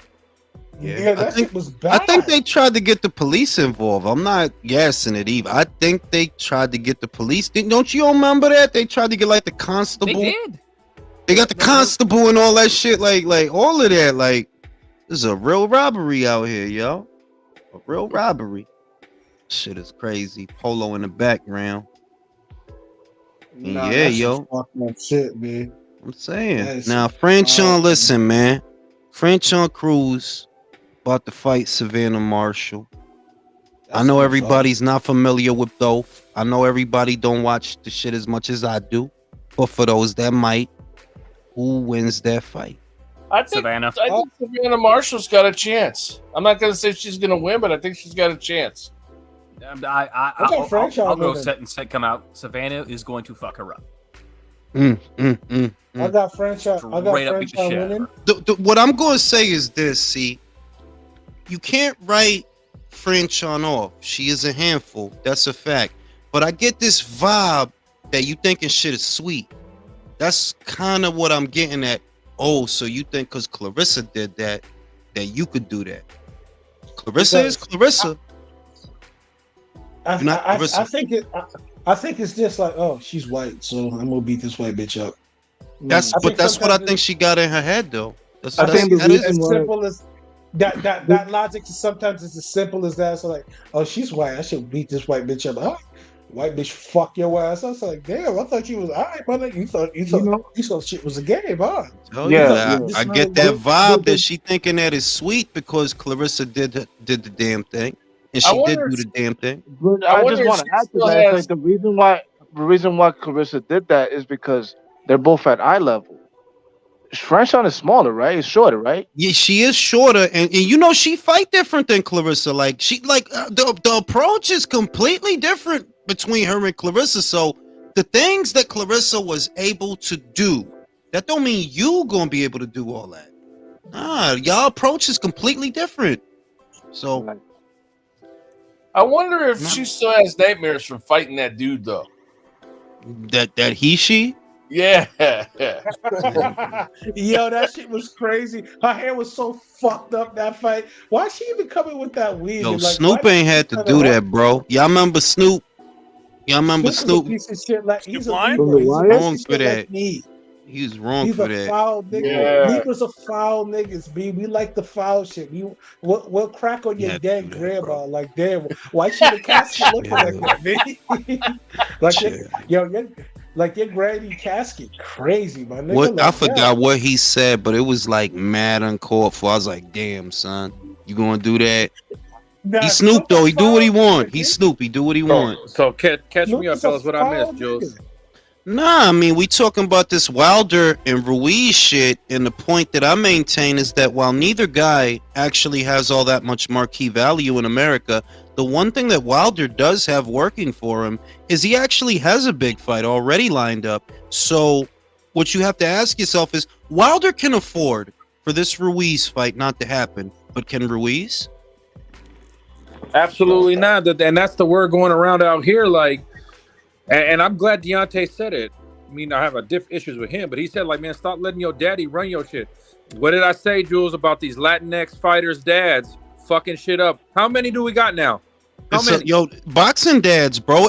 I think more people are starting to notice that shit too. That like, boxing dads are the gateway for the sons to get into the sport. But it does feel like they have an expiration date, and they tend to wear out their welcome almost to where like, yo, you gotta let him go, man. You gotta cut him loose. You gotta let him do his thing. Nobody wants to get Serena, dog. Nobody wants to get hit with that Selena, dog. That's that shit. That Selena is some foul ass Nah, shit. but like, look, we got Andy Ruiz, daddy. We got Jose Benavidez Sr. getting his son shot. We got fucking T.O. Sr. crackhead, Danny alcoholic. Garcia. We got Ryan Garcia's daddy. We got we got Gabe Flores' daddy. Virgil Ortiz' daddy. Like, I mean, that almost got fucking killed, bro. And I'm just speaking to the Latino fighter dads that are acting a little fucking crazy lately. Your son, the shit is that your son, Angel Garcia wasn't this crazy. Your son could lose tomorrow to Frankie Sanchez. That's the reality of his situation. Your son, think about the landscape. They be thinking about shit like it ain't real. Like, yo, if you don't fight Wilder, right, you're gonna be strapped for cash sooner or later. You're gonna end up taking a fight that's a risky fight because it's the only money out there for you, and you will end up making less than what you stand to make with him. If you lose to him, it's not even that bad. If you lose to him, because you know he's Wilder, he's hit so hard, the brain square, you know, the whole shit, the whole shebang. You know, so you need to capitalize on that. Like you capitalized off the opportunity with Anthony Joshua. You need to capitalize off of that, because if you fuck this up, they're gonna feed you to somebody, or you just gonna sit out and not make no money. Correct me if I'm wrong. Didn't he already turn down 7 figures to fight Hergovich? Not Hergovic. That For the was IBF, right. remember? For the That IBF? was. Did they offer? Matter of fact, you know what they did? That was last year. They did offer. Eddie, Yeah. And Eddie said he would pay him handsomely. Yeah, but Andy, if you 7 figures, look. If you hear they offered Andy 7 figures, I'm pretty sure that's the low end, right? I'm not saying that's bad either.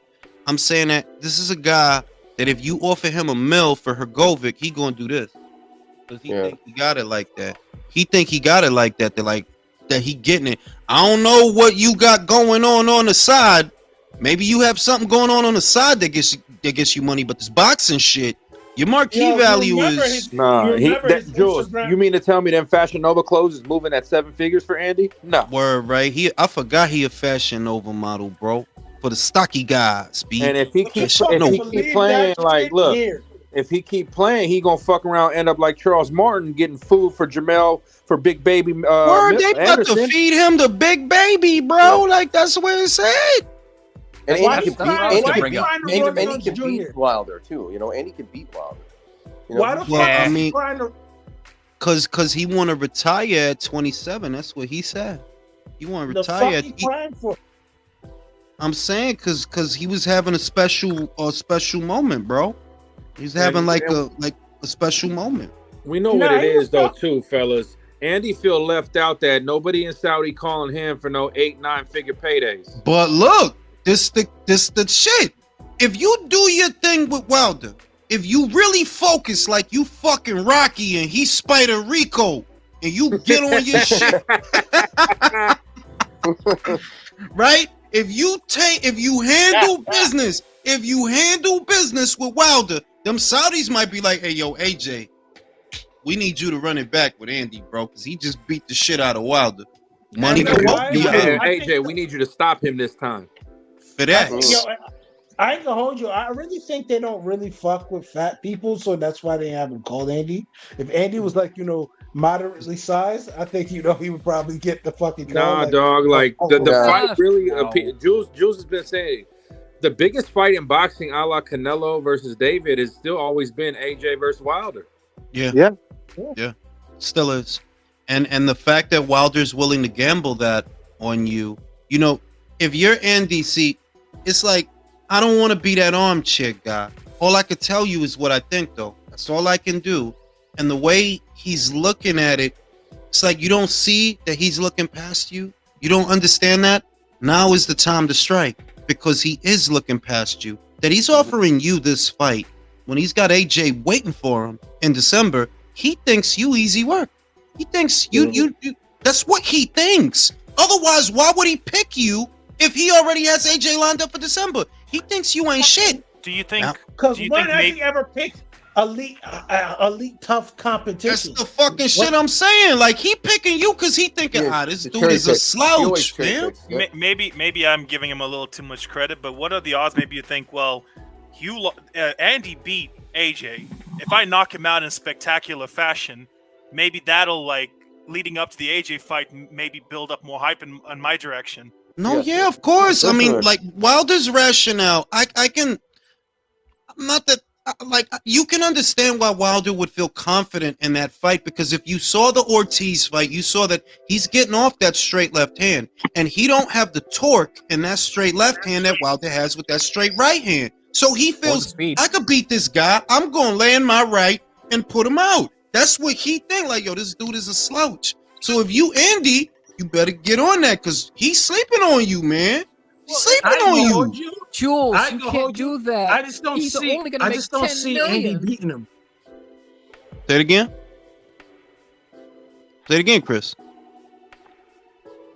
Now he's Chris. Al Heyman got him. Al Heyman, they never got me. Fuck that nigga. Like I said, yo, I just don't see Andy ever beating him, bro, because I just see like, yo, you're Lord, you're chorizo. Listen, no, I ain't disagreeing with you, Chris. I think Wilder stands a very good chance of knocking him out. It's just that if you Andy, you can't think like that. If you Andy, you can't think like that. You got to get to the other side of that fight to get to the bag. You have to. If you walk away from that fight, there ain't no bag, bro. Where? What bag? What you gonna do after that? You gonna Ali Demirez's and Frankie Sanchez's? Arslan Mahmoudov's? What are you gonna do? Look, you gonna fight guys with a lot of consonants in their name? He doesn't have much key value now. So here's my ultimate problem with all these guys with their demands of these huge paydays. And forgive me, I'm gonna go off on a bit of a tangent. Saquon Barkley, quarterback of the New York Giants, huge star, bigger than almost any boxer. He's going to make $12 million over the next year. You can make almost the same amount of money in one fight, and if you win, which you think you will, you could get an even bigger payday in Dubai or whatever. But oh no, you're going to quibble over what? $4 million extra dollars? Fuck off, Andy, you fat fuck. Well, okay, you're right. You 100, and that's why I said, like, I don't know. Maybe Andy doesn't like his chances, or maybe Andy's father doesn't like his chances. All right, so here's my logic and why I think Andy won't get knocked out. Look, I've seen AJ drop him and he got back up. I've seen Areola drop and he got back up. He recovered relatively fast in both of those fights. And look, Wilder was called a windmill for a reason. He doesn't have the most technical lead-ups to his shots. I get where Chris is coming from when he says this can be like a knockout, but in that same logic, I think if we come in with, like, I want fat, like, street taco meat Andy walking in there, big ass fat neck, so when he gets hit, he just bounces back like a fucking arc reactor. He came in underweight for that Areola fight. He was trying to get fit. He was trying to get slim, and it made him weaker. Made him weaker. If anything, give him more fucking tacos, you know? Angina Andy. Artery blockage Andy. I've seen a couple of people think that, like, Andy will get knocked out fast. I don't think this will be a Helenius situation. Honestly, I think it's going to be a slug match. Could be. Honestly, that's the way I see it. I see a slug match. Andy Maybe is beans like are his Popeye sailor spinach. Just more beans, more but power. there's a way for him to get, because while Wilder has good length and good height and good power, he doesn't have good feet, and that you can use against him. That he doesn't have good feet, you know. If you can slip the jab and charge him, he doesn't have good feet. So there's ways to get in or to come in behind his jab. There's ways to get in, but it's like Andy is not thinking like a competitor, and that's I think that's really the biggest problem. That he doesn't look at it for what it is. They're like, yo, this is your shot at the big time. This is your shot. I think, personally, and this is just something I mentioned earlier on before I hopped off, this is the best time to get Wilder. 2 years inactive, relatively speaking, 2 years inactive. One round In the last 2 years. Perfect opportunity. We don't know where his gas tank's at. We don't know where his legs are at. We don't even know if his power is still there, because that man's almost 40. Yeah. Or his punch But we do know his stamina to a degree, his gas tank. If you saw the Fury fights, because his gas tank went out very quickly in those fights. But here's the had the difference. one round fight. He only had the one round fight against Helenius, Now, if Andy gets it past, I think 3-4 rounds, he definitely can beat Wilder. He's no doubt to me. But here's the only thing. So here's why I don't look at the third Fury fight as like a big definer. That man put on like 20 pounds of muscle for some stupid reason, and that drained the hell out of him. What was he? You remember thinking, you remember bro? he came in like 20, 30 pounds He heavier. gassed out, and I gave him the first round. I remember the first round. He was actually, I'm being real, he was doing good in that first round. A jab to the body. He's using the jab to the body. But what have I always said? Wilder doesn't have a good gas tank because the moment he has to work a little bit more than usual, he tires. He gets tired really you're right. quickly. He doesn't have that cardio. He's a 6-round fighter if he has to keep a pace. Well, I mean, I Because he don't can't like say going rubber. much. I can't say much for him, but I saw a video of him training the other day. He actually looked like slimmed down and looked like he was in better shape, which I was Come on, actually Andy? kind of surprised. No, Wilder. I saw the video. And he looked a little more impressive than he did before. I mean, I'm not saying anything because I don't know, but in that video he looked a bit more impressive than he did before. I mean, but that's not a telltale sign, though. But to be fair, Exactly, everyone that's looks just like a fat killer training, against the right? training bag. Word. You were seeing him hitting pads in the beach. Again, No, he was in the ring somewhere. Everyone. I'll be back. I'm going to smoke a cigarette. I'll be back. All right. Look. Go ahead. Yo. No, I mean it's like when I saw the last video I saw of him where he was in the beach hitting pads, and I'm like, yo, he needs to straighten out that jab. Like, it's still not it's like doing that in the beach. That's not for like Yeah, hit but and miss. The video I saw, he wasn't at the beach though. Okay, no, all right, I understand that. I'm just saying that from what I saw, the last video I saw of him, he was hitting mitts in the fucking in the beach, and I'm thinking, yo, that is for like resistance training. You have to work your legs. If you want to do that, you do that in the gym. But Wilder needs to straighten out that jab. I still think he looks the same, but I don't know, man. Maybe Andy knows something. He needs to not like push it. Just take the money and see what you can get with Wilder. I still think if Wilder gets him early with that right hand, then he'll win. But if he doesn't and Andy gets inside, I think Wilder. I mean, that's always the lowest common denominator is his right hand. But like, you got to learn how to set it up. Look, I'm gonna just say I this. mean, does he at the heavyweight division? Like at the very top, yes, but the heavyweight division, especially right now, is just these guys can't box, yo. Like, that's the reason why Wilder's won a belt in the first place. He doesn't need that good a jab. Right. It's sad state of affairs, but it's true. No, honestly, no, I'm gonna have to disagree with you. He doesn't need a jab against the level of competition he's fought. The moment he stepped up in competition, i.e., Tyson Fury, we saw all of his flaws exposed. Like look, I'm gonna be honest with you. I'm not the biggest AJ fan, but the reason AJ looks so human is because his level of competition is 10 times better than what Wilder's was. It's the same argument we had for Sonny versus Bam. Sonny looks more human because he fights better competition. Honestly, I think. Look, I think the moment that if Andy gets on the inside and he starts putting pressure on Wilder, and Wilder's on his back foot at 37 years old with his feet, I think he gets knocked out. I think that his arms are too short. Andy's work ethic is too little. While Wilder actually does have a work ethic, even if he doesn't work on the right things.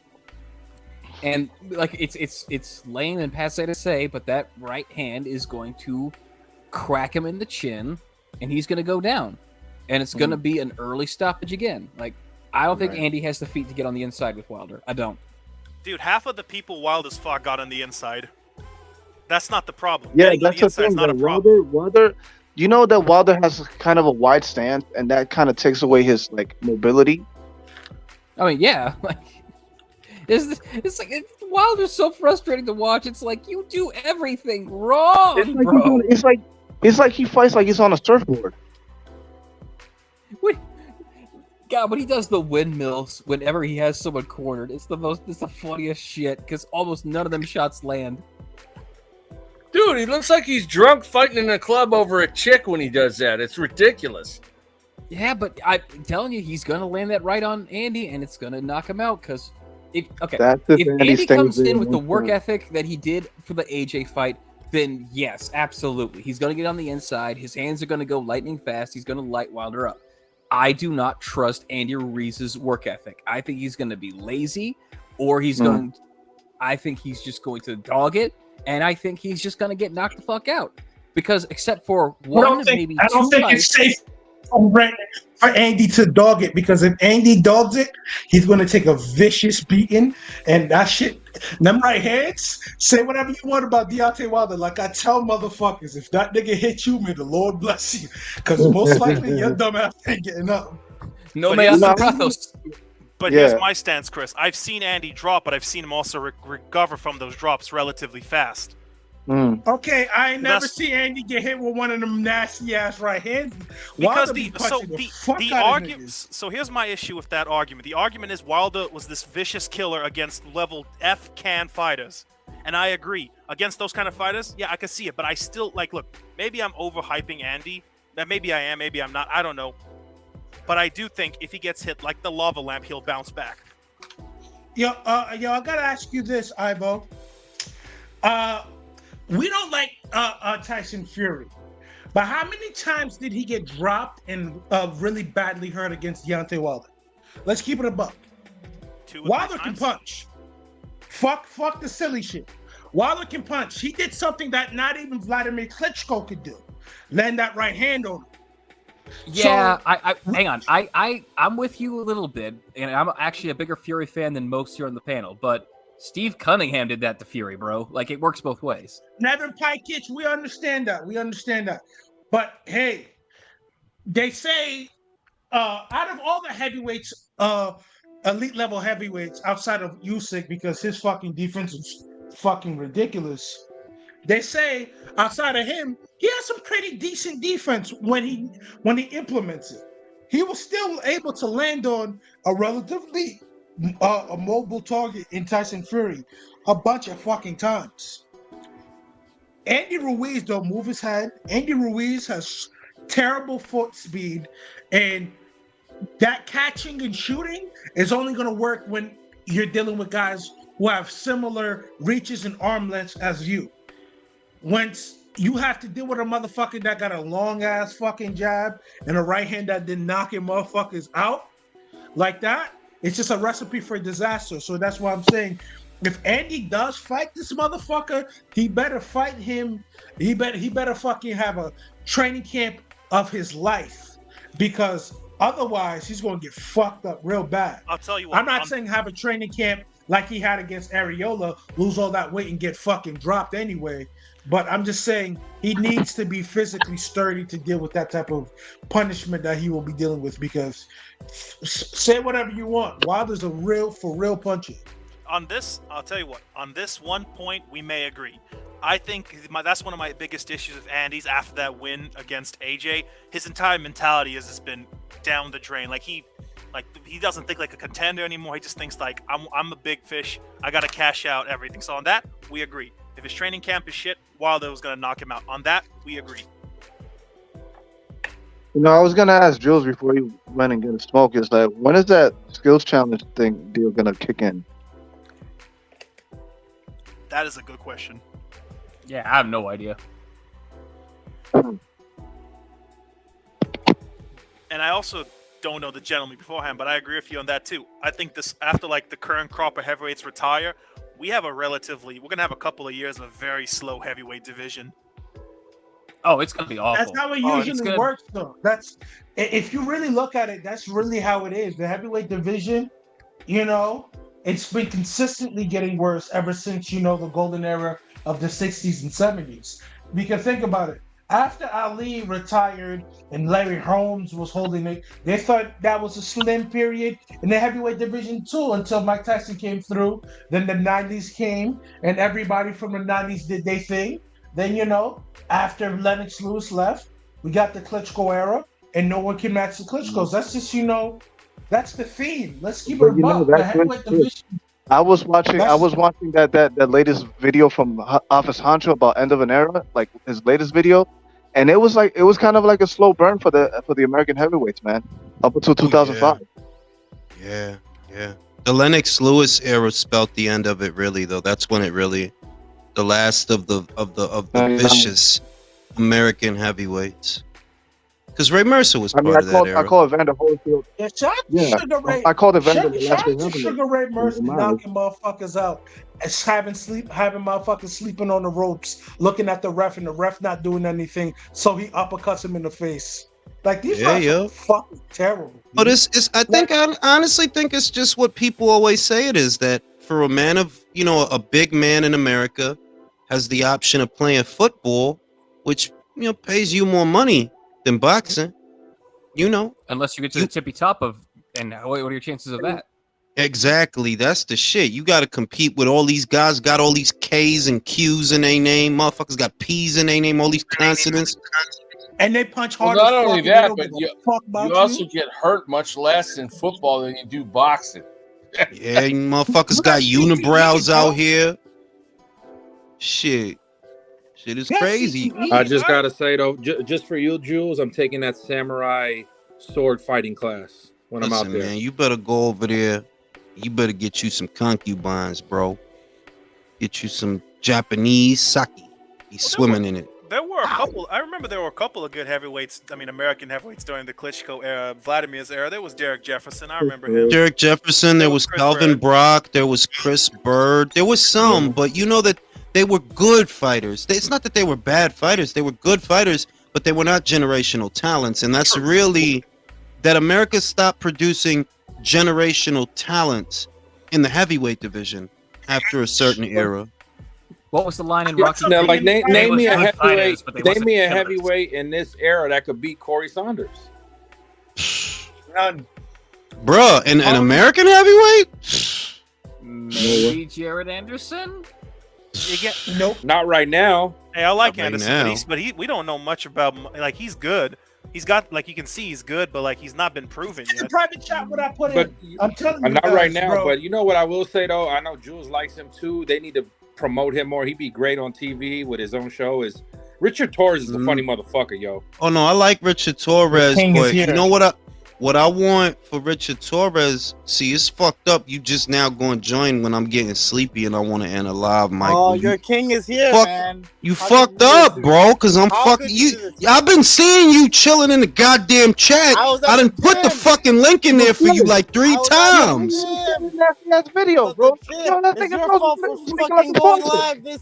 Your fault for going live. Bro, I went live at the same time I always do. You know, I'm an old ass man that want to go to sleep. You know what I'm saying? Schedule up, you know what I mean? So you gotta Yo, work listen, around, B. You gotta work around my schedule, Julius, because we a team. You know, you gotta make it work for everybody. Listen, B. You know, the fans Jim win. Jones need to chill out. Hey, Michael, you were lurking in the chat for a long time, bro, man. You should. Jim Jones need to chill out, bro. I don't know what the fuck he think trying to get into a battle rap with Pusha T. That shit don't even make sense, bro. I want Pusha T to cut that motherfucking head off, bro. He's bugging like Jim ain't never been no lyricist, bro. You a hook guy. Your whole verse sound like one long hook. Jim Jones, he's never even I been feel that you, big. but they also Jim Jones is they never also that said, big you know, anyway. Push has some shit out there. So I don't know. The shit is that Jim was bigger than Pusha. If we talking commercially, Jim was bigger than Pusha, but I never felt that Jim was As no a result lyricist of of no kind. Like Jim is not a lyricist, bro. Like in no way, shape, or form, bro. Like not at all. As a result So of what? You know what? He said Jim is known for 2 things. This is what Jim Jones known no, for. because Jim has some shit. Ballin'. We fly high, no lie, you know that. And then when True Life made fun of him, it's destiny. When he was clowning, it's destiny that we hooked up. That he when True Life made fun of that motherfucker. Like When not Max and B says, Chrissy touched it in Miami. This motherfucker still hate Max B to this day. The I'm fuck? saying like he not a like is this what passes for a rap battle in 2023? Jim Jones? If you had told me in 2000 whatever that Jim Jones would be in a rap battle with Pusha T, I'm like, bro, that's not a rap battle. That's an ass whooping. Yo, did Jim even write his own music? Bro, I think he did because that shit. Wait, you mean overall or you mean this recent garbage that he put out? Overall.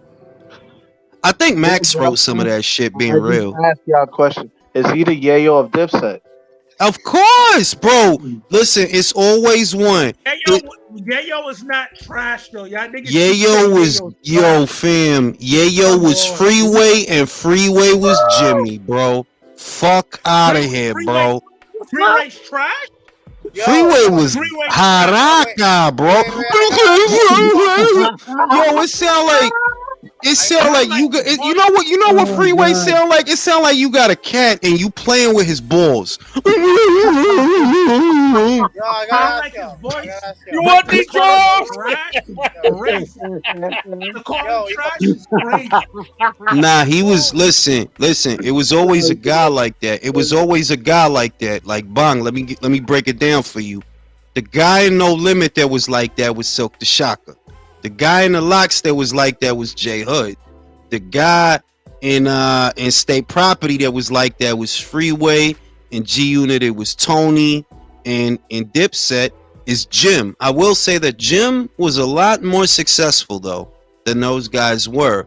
But it's the same principle. They're like, fam, like, listen, man. I gotta ask you a question then. What album does Jim have that's better than Philadelphia Freeway? Bro, get that. No. I didn't listen. Listen, bro. I didn't listen to either of them trash ass. Like, nah. Why would you even ask that? Picture me on the motherfucking 2 train bumping some fucking Freeway. Freeway was a good. He was a good feature MC. He wasn't a good Freeway. Album like, man, I don't need no 16 verses, no 16 tracks in no motherfucking Freeway. You crazy, bro? And how many of those dudes though? There's so many Jews that are just feature rappers. A lot of them guys just got on because they man got on. You know the drill. Like, yeah, your man got on. He saved the spot for you. That's Diddy's whole career. Pretty much, like, bro. Who do you guys prefer, Nas or Andre 3000? I have Andre 3000. I have no clue who either of those people are. Andre 3000. For me, it's Andre 3000. For me, I've always preferred Andre. Nas is over. You know how I feel, Michael. You know how I feel. Like Nas is just like, because he was saying the politically conscious bullshit, the important shit. Like, man, get that shit out of here, bro. Sell them drugs, bro. Sell them shit. What about, you know who did it better than I think Nas, and he don't get the same clout is Scarface. Yeah. But I do think he gets good. Scarface got recognition. I don't know about now because this generation is. Yeah. But he was, like you said, he was spitting that same conscious shit at times, Jules, but he was still spitting shit you could nod your head to. Yeah, like Nas was. I told you, Nas is that guy that to pull a joint, he got to be all deep and shit. Like, you know, where you could just poly naturally and get the drawers. He got to say, you a divine goddess. You were like he got to be like, yo, it's just like I could build the pyramids of Egypt. Like, yo, shut up, bro. Like, you got to do all that. He think he Romeo. He think he like, remember when Tony's like, Tony's telling him, no, okay, Romeo, do your thing. Yeah, like, but you got to do. Even Romeo, though. You gotta do all that, like you gotta say all that, like, man, the fuck, you are trying too hard, bro. You are working too hard, man. Fuck out of here. Like, Nas is overrated to me. I know a lot of people are very sentimental on him. I'm okay being in the minority when it comes to that. I don't mind at all. He has always been overrated to me and boring, and I hate being bored. And that's mostly what he does. He makes boring music. He doesn't make spaceships with pyramids on them and shit. Party dance, right? I mean, because I listen to music for the mood, for the ambiance, to get me in the mood to do something. So I generally like upbeat music that motivates me. And Nas, man, that shit just make you depressed. Like, all I need is one mic. Shut up, bro. Take that mic and go home. Here, take it. Go home. I like DMX. Where'd you take those from? I just to be honest. You know what I'm saying? Like I said, I'm very comfortable being in the minority when it comes to that, because I understand that he's very much revered and endeared and all the great stuff. But not so with JT. Fuck out of here, man. Yeah, with that, I'm gonna get off. This Nas slander's gotten a little too much. It's not slander, bro. That's his opinion. That's his small-minded opinion. Slandering. How I'm slandering? All I said was he was boring. So if we always come. Look, we always come back to this. Am I saying he was trash? No, he was a great rapper, right? But not my cup of tea. There's not exactly like there's no. So who's your favorite you want rapper, bro? Like I Jules, never asked you that. You're Who's gonna your bring favorite over a rapper? I shorty. don't have and a you gonna- favorite anymore. The older I got, the more I realized I used to have favorites. Used to when I was young, and I didn't understand you could like a lot of different things for different reasons. My favorite rappers when I was young was I did like Pac, I did like Big, I was very big on Jay, still very big on Jay. I liked M, but it took some convincing because I thought he was a gimmick when he first came out. My friend made me listen to the Eminem. My friend made me listen to the Eminem. He made me do it on the bus to Atlantic City. And I listened to it. I was like, wow, this kid's amazing. Like, I just thought he was a fucking, I thought he was a fucking gimmick. Like, so it really, you know, and I had favorites until I got older, and I was like, no, I just like these guys for different reasons. When I want to listen to Pac, I'm going to listen to Pac. When I want to listen to Andre 3000, I'm going to listen to Andre 3000. Whatever I want to listen to, it's in the moment. You know what I mean? It don't got to be, yeah, he's number one. He's the great, because music doesn't work. Like he's a solo artist. He hasn't put out one album. Yo, if there's one album, give me an album I can go back and listen to. But nah, Chris is mad about the Nas slander. Bring over a fine shorty and then say, "Oh, we gonna stop this Nas." Play some Nas. How you gonna get a bitch to pop her ass playing Nas, bro? How? You never heard you. What you owe gonna me? play? Fuck, you owe me. That's it. Oh, Come bro. on, no. So you gotta go That shit find is some hard. random You know ass how- Philly. All right, let me put it to you this way. For no reason. This Fam, is like so really, messy. like that. When the I wouldn't fuck even, is yo, Nas I wouldn't even music feel video? right having to go to that. Like, like yeah, it's alright if it come on, it's alright. But if I gotta, no, if I gotta get up and I gotta go to it, I gotta go to the song. I'm going to Juvie. Fuck, I look like going to Nas. Oh, that's it. That's the most iconic breakdown in all of hip hop when that one part hit. Dun, dun, dun, dun. Like, bro, if I gotta go to the song, if I have to scroll and go to it, yeah, let me go to Nas. That'll set the mood. Nas, like, nah, fam. Like, what makes you think that he's for romantic songs? I mean, yeah, no, only he's thing- for only depressing thing- shit. I mean, He's all for I depressing. can I will say his with first the album chick, was good. all I can do is smash it to fucking Uchi Wally, and that's it. Bro, if you fucking look, Nas is shit that you listen to on the way to work when it's raining outside. That's Nas music, bro. You on the bus, you on a BX19, you want you just feel like zone. Go ahead, listen to Nas, I'm bro. not gonna lie, I listen to Life's a Bitch like religiously, bro. I love that. Listen, bro. Nas don't make block party music, Life's bro. a bitch and then you die, bro. It's so true. That literally encompasses everything I'm saying, bro. Life's a bit, yeah. That sounds like a Nas song. Sounds like a Nas song. Sounds like some shit he would put together. Like, nah, man, you go listen to that depressing shit.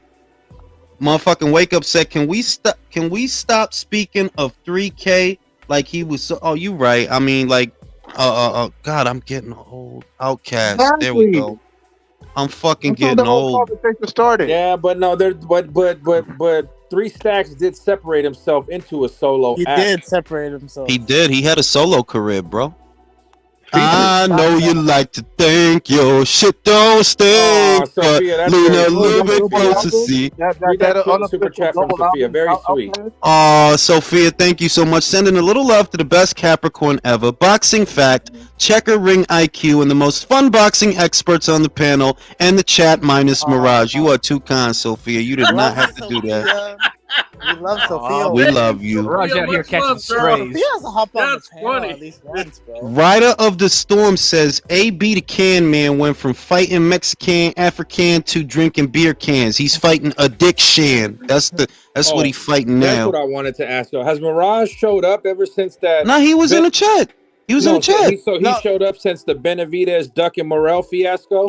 He was like 2 lives ago. No, a live. What did he say about that? About now they want Jaime Not because he Munguia. was in the chat. He was in the chat, but I posted the link so that both him and Michael would jump on, and they wanted to stay in the chat. They both did. Because I've I been ain't heard posted from that Mirage, shit. I ain't heard from Mirage since David started calling out Munguia instead of Morel and Canelo. Bro, Mirage is about to be biting his nails for the next 9 months because he know that fight is coming now. Like, ain't no stopping it now. He was in the Raj was last in the live. chat earlier, but Sophia asked him if he was getting on, and he said, "No, I'm just gonna chill this time." So, So I developed the patent. I call it the ostrich syndrome. Whenever something doesn't align with what you're arguing, you just stick your head in the sand and ignore everything. And hope for the best. Yup.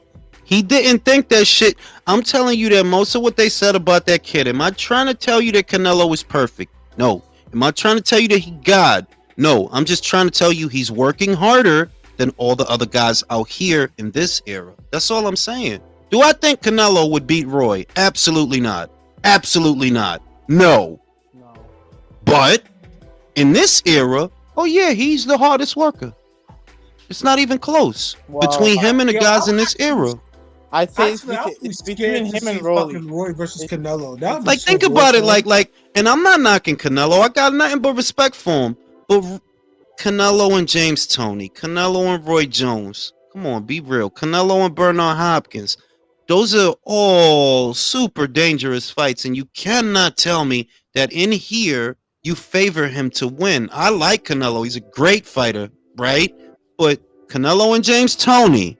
Nah. James Toney. He would fold him. He would fold James Canelo. Toney would Bro. Tony would be in the Tony would be in the Bugging, pocket, like- Tony be in the pocket beating the shit out of Canelo all day, like And he'd talking make- so gangster. It's a different gravy, bro. That shit back there was a different gravy. So It's like I'm not. it's like with Inoue. Like, I think Inoue's a fantastic fighter. Do I think he stands a chance against fighting Harada from back in the day? Nah. No. Nah. Look, Lomachenko was great, but do I think?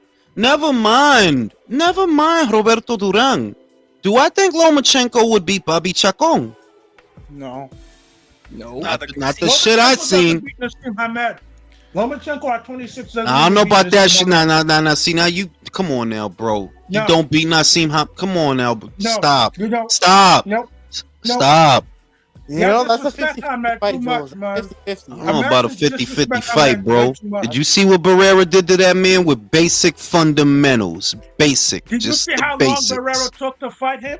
Barrera took his whole fucking career to fight him. That's some corny shit. When he called him out at 22 and 26, and he ducked him for the majority of his career. He got around to the motherfucker, didn't he? He got around to the motherfucker. You motherfucker, huh? Barrera did some whole shit. The Barrera did some wild ass whole shit. Country caught it. Country caught it. You motherfucker, huh? I mean, my favorite. My He favorite did some whole ass shit, bro. He did some real whole ass shit. Hit him with a You knew his mirage. hands were No, broken. he didn't. Definitely wasn't the whole ass shit that night. I'll tell you that much. Word, like, I don't know how you get some whole shit from Barrera whooping that man's ass the way he whooped his ass. But when looking the crazy. team was healthy and called him out, Barrera did not want to know. This is what people fail to realize that, and this is why they give people passes. So what? You don't qualify to win? That's what you saying? You don't qualify it? That's not yo, bro. That's not the Nassim Hamed that I know. So hey, Ah. it's a good win. But nah, bro. Nah, I don't really give that much credence to it for a guy that been called you out for years, bro. For years. Yo, let me tell you a story. Here's a story of a guy named Floyd who called out Shane Mosley years ago, and he got him in the ring years later and still whooped his ass. So stop making excuses for Prince Nassim. Now, So hang on a second. You must think Marquez is like the biggest bitch in the world because Nassim called him out and he never got in the ring with him. Oh, didn't he? After the Vuyanu Bungu fight, he offered Marquez 500,000. Marquez turned it down. What happened? Marquez turned that fight down, and nobody wants to say anything. That's what I'm saying. You think Marquez is the biggest bitch in the world? But you see, but you can't look at it that way because Marquez made up for it when he damn near killed Manny Pacquiao. He made up for it. Yeah, bro. After losing to him 3 times. Didn't Floyd call out Nas? I don't think Floyd called out Nas, really? At 128. Yeah, he did. He said we can fight at 128. I think he also called out Winky Wright, and then Winky Wright said sure, and then that fight never happened because Floyd realized Winky would beat the fuck out of him. Yo, I came to a conclusion, and I know that people aren't gonna like it. I came to a conclusion that the truth is, as great as Floyd was, if he would have went up and Gennady would have went down, Gennady would have fucking bodied. He would have fucking bodied him. And it's, it's just the size. It's just the size. It was just the size. You not keeping him out one punch at a time. Able to get a shot though. Like that's not. At welterweight, who you got? At middleweight. Mayweather. Say it again. Say it again, Michael. Crawford or Mayweather at welterweight. You want my honest opinion? Crawford. Yo, nobody fucking talk, please. Nobody fucking talk. I think Crawford would whoop his ass. At welterweight, Are you fucking kidding me? Are you fucking... No. I gotta show my face on this. Nah, shut the fuck up. Shut the fuck up. You know why? No. Shut the fuck up. No. You know why? I'm gonna tell you why. Crawford Wait, not be Chris, Mayweather. don't say shit. Break it Chris, down don't for say shit. This how I'm gonna break it down. Floyd was great. I'm not taking that away from him. But one thing about the Mayweather era of welterweights is that most of them were not welterweights. Think about it. Marquez moved up. Manny moved Floyd up. wasn't a Guerrero welterweight moved up. But that's my point. That most of them guys that he fought, they were smaller men than Crawford. Even though I understand that Crawford moved up from 35. But when I look at Crawford, I see a bigger guy than them guys. He got the skills, he got the sharpness and all the cool shit. But I'm saying, yo, you beat Marquez, and Marquez is a great fighter. I'm not taking that from you. Pacquiao, awesome. When Floyd is walking you down behind that shoulder roll or a high guard, if you're in the Bro, you not keep, bro. Stop. Floyd didn't have power at welterweight. Stop this shit. Crawford has power at welterweight. You don't have power at welterweight. He's fast. You're fast. He's a switch hitter. So who has the better defense then? Crawford Oh, or Floyd. I think So Floyd when has better Crawford is defense, missing, but not better offense. Not better offense. No. Okay, Floyd I don't wouldn't even care fight if you Paul have the Williams. better You think he's gonna offense. fight When Crawford? I'm countering the fuck out of you, and I'm lowering the punch output. We'll see. Floyd Bro, you beats needed the- 2 fights with Chino Maidana. So fucking what? He beat him Needed 2 twice. fights with Chino Maidana. 2 fights with Castillo. When your shoulder Well, fucked up in the second fight, he beat him. I'm talking that shit. Wait. The first Castillo fight. Talking what shit, bro? What shit? The first Castillo Floyd fight, does not Floyd lose had to an injured fucking shoulder, Terence man. Crawford. He doesn't lose to any welterweight of this era at all. You're Bro, he'll lose to Crawford, bro. I think he would. The more I thought about it, because I'm gonna say about 2 months ago, for some reason it was a conversation. I don't know why, but I saw it was a prevalent conversation that people were actually having, and I just thought about, well, how would the fight look? Because that's more important than just name association things. And I'm like, Floyd would struggle with this guy a lot. He would struggle with this guy. Like, Crawford's fast, you're fast, he's fast. You have good defense, but he has a good balance of both. And I'm like, would Floyd really beat this guy? Based on who he fought, who I've seen him in there with. Could any of those guys do what Crawford could do? No. No. None of them. Not None a of them. single one. So it sounds crazy, but it's just that people romanticize the notion of a fighter retiring undefeated and that making him unbeatable. There is no such thing as being unbeatable. It's just, you came up at the right time. But if you would have stayed long enough, oh yeah, they would have got to you. You know that. That's why you left. I gotta ask you a question. Also, 2 lucky decisions. I gotta ask you this. Do you think Crawford could have beaten a 154 Canelo, who's knocking out every fucking body, who's doing people horrible, who's beating up on little dudes left, right, and center? Well, Floyd you didn't think- fight him at 154, so let's get that bullshit right out the way. I don't care if he fought him at 54 or 50. Now, Floyd to would answer beat your him question, I'm gonna answer your question as best as I can. If today's Terence Crawford, I'm not even gonna make it today's. Give me the Crawford that fought Jose Benavidez. Give me that Crawford against that version of Canelo that Floyd fought. That version. I don't think Crawford would win as easy. I think he'd get hit. I think he would have got hit hard. Styles make fights. Crawford does Canelo get hit. stopped at Crawford. I don't know Canelo about all gets that. shots I at don't know Crawford. about all that. I don't know about Did all you that. not see how? Did you not see how effortless Floyd made fighting Canelo? Like, Styles you know make how effortless fights. that fight- Bro, Styles make fights. This is the thing. Floyd beat Canelo effortlessly because Floyd's pure boxer, Canelo's counterpuncher. The opportunities you're looking for with Floyd, none of them are gonna be there. Not a single one. So he's gonna do what he wants to do with you. He is. The bane against Crawford, against that Canelo, is that you go for it. You run the risk of being hit. So I do think Crawford would struggle even with that version of Canelo. But it's not a lock that Canelo beats him. It's not. Canelo It's not a slumps him, in my lock. opinion. Here's Plus, why. like, triangle, Because that's triangle theory bullshit right there. Also, like the whole I- Floyd easily beat I Canelo. feel so, you. Yeah, I feel come you on this dude. one, but I look at it from this perspective. Crawford, like Jules mentioned, is a guy. Once he has you hurt, he goes for it. Once he smells blood in the water, he's gonna try to fuck you up. And that's one thing about Crawford that I like. Canelo, it was either hand at 54 was parking dudes, and he had very slick combinations, and he had underrated defense. Look at what counter punching. Look, wait. Look at what a bit of counter punching and movement did to him with Lara. Those are things that Crawford is good at. Look at what old And he can Shane give him Mosley did. and giving the fighter different looks out of different stances. You know. I feel you, but I just don't see Floyd losing to Terence Crawford because of one thing and one thing only. Floyd makes adjustments on the fly. I'll give you Make that. adjustments. He does make adjustments on the fly. And, Golovkin let's would have look at it parked his shit though.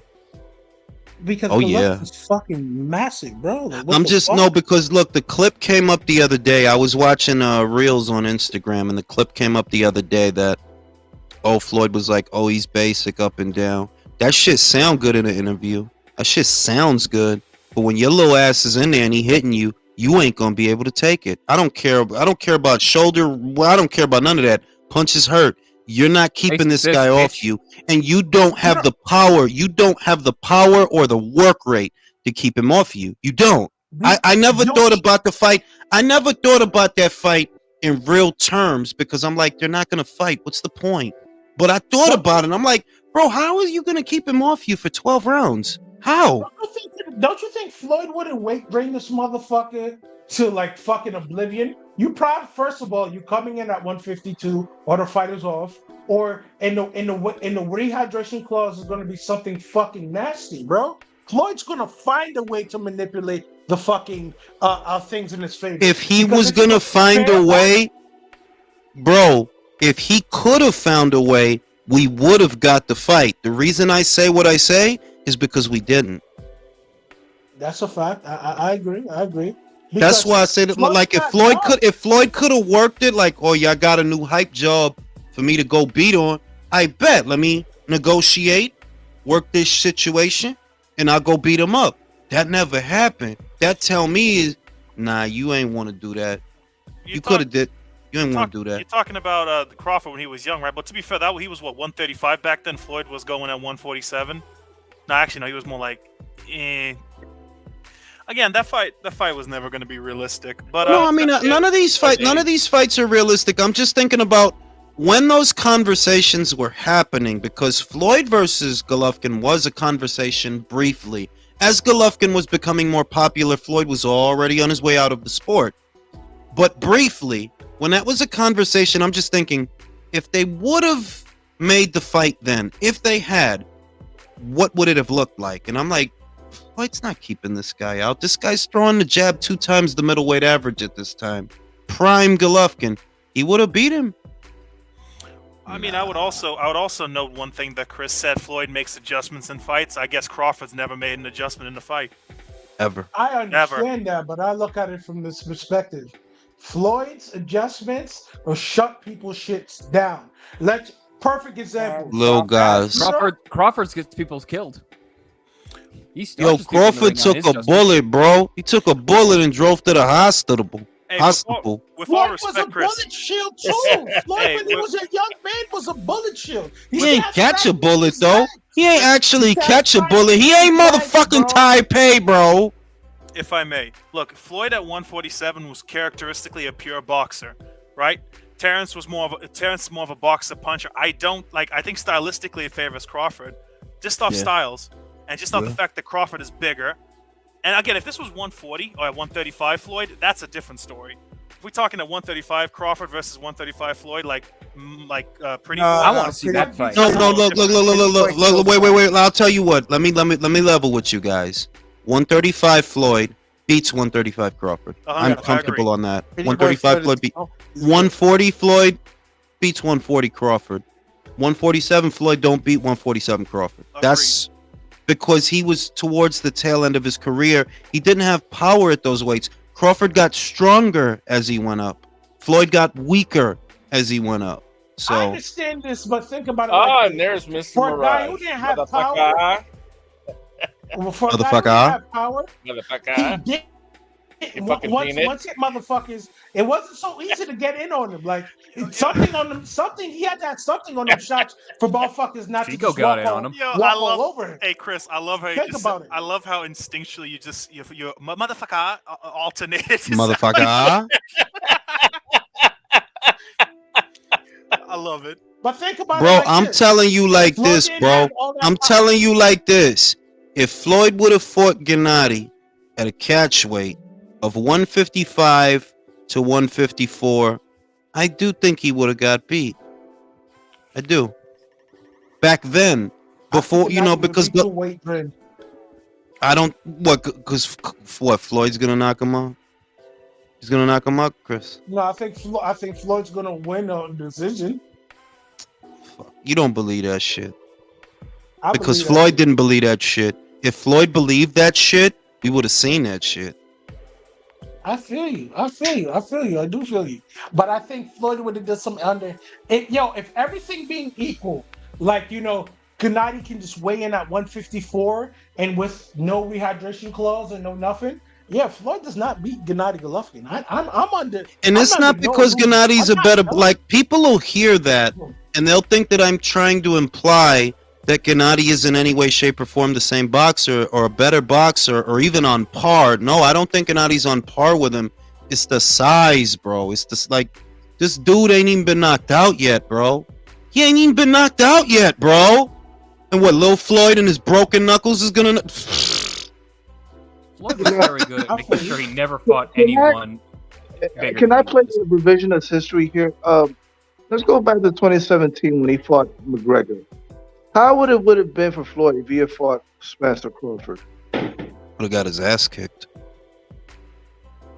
And Tell that's me why I'm you wrong. have If to he do it. fought them in 2017 instead of Conroy, he wouldn't have lost.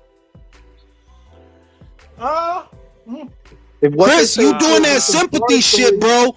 You too sympathetic, Chris. No, you know what it is. Again, it's like you said. When someone retires with their O intact, they make them out to be some deity. Like I remember, it's the same thing with Andre Ward. It's like, oh, he retired undefeated, hence he is a deity. Exact. Like, look, man. Respect to Andre Ward. Respect to him. You retired undefeated. That doesn't mean Artur wouldn't have defeated you. That doesn't mean that. That doesn't mean Dimitri wouldn't have defeated you. In fact, if Artur would have connected on you the same way that Sergey did, you don't get up. And can I say this? Rocky Marciano Can I say this? Hold on, let me get to that. Sonny Liston would have ended his life. Exactly. Yep, that's what I was about to say. Exact. Like Rocky Marciano retired undefeated. Go ahead, put him in there with Sergey. Put him in. I mean, fucking Sergey. Put him, Sonny. Put him in there with Sonny Liston. Put him in there with Cassius Clay. Put him in there with George Foreman. He retires undefeated. My fucking ass. Let me ask you a serious question. Imagine George Foreman versus Rocky Marciano. That's a fucking homicide. Let What is me wrong with you, Chris?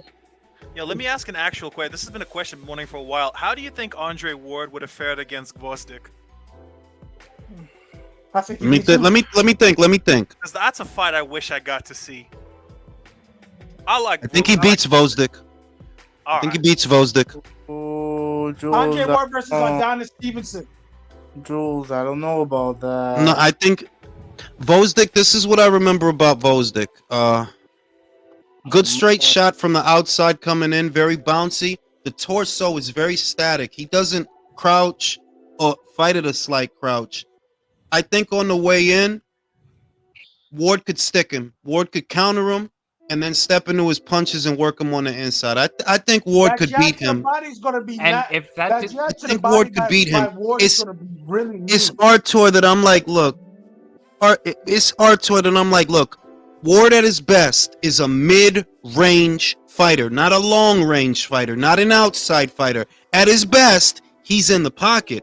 Okay, he's gonna sit in the pocket with Artur. Nah. No, dog. No. Think about it like this. If you remember when Sergey Kovalev dropped Andre Ward with not even the knuckles. With a Imagine jab. imagine Adonis Stevenson's left hand on Ward's head. I'm trying to tell. Like, look, he didn't fight him, right? Yo, Manny Stewart said, yo, if Adonis Stevenson ever were to fight fucking Andre Ward, Ward is getting knocked out. Darnell Boone. Forget Sergey. Darnell Boone and that fucking Holman missile of a right hand. He laid Ward out like church clothes. He was on his stomach like he's surfing on a boogie board. Hey, I still stand on the fact. I think Sergey Kovalev whooped Ward's ass in that first fight, man. No comment. Yeah, he got robbed. I don't give a fuck what anybody says. He won I that remember fight. talking. I only care that my prediction stuck. Fuck the both of y'all. I picked Ward, Andre Ward. Out of your heart, that was some nasty That was an shit they did affirmative. there. I don't have no comment, Christopher. Hey, hey, you know what? Jules, Look, yeah. look, Jules is shameless. He's used to this because I remember him. Again, I remember Hergovic versus Zile Zhang and his. Oh bitch yeah, I ass. was about to say that too. I remember shameless ass motherfucker. That's right, you hide behind that mic. Hide behind that mic. I don't know what the fuck you talking about. Prediction stuck. The prediction stuck, and that's all that matters. damn near broke his hand patting himself so hard on the Watch back. that later, man. Listen, Good looking out as always. For a robbery. yeah, I'm a sign off right now. I will be going live this weekend. Franchon Cruz versus Savannah Marshall is going to be on ESPN Plus. The card starts at 2. I'll likely go live at 3. And I believe there's another card happening at night, isn't there? Isn't there a card happening this weekend at night? So what's your official prediction for it's the Dalton Smith as well. Hey, then, well. What was your I official see ya. prediction for Cruz versus Marshall? What was it? Was it Cruz? Tune into the relay to find out. Ah. There you go, Jules. All right, Good night, brother. Jules. Thanks for having me on, brother. Have a good night. Good night, fellas. Fellas, have a good night. Good to see you guys. Oh, Anderson See you, is Country. fighting this weekend. That's who it is.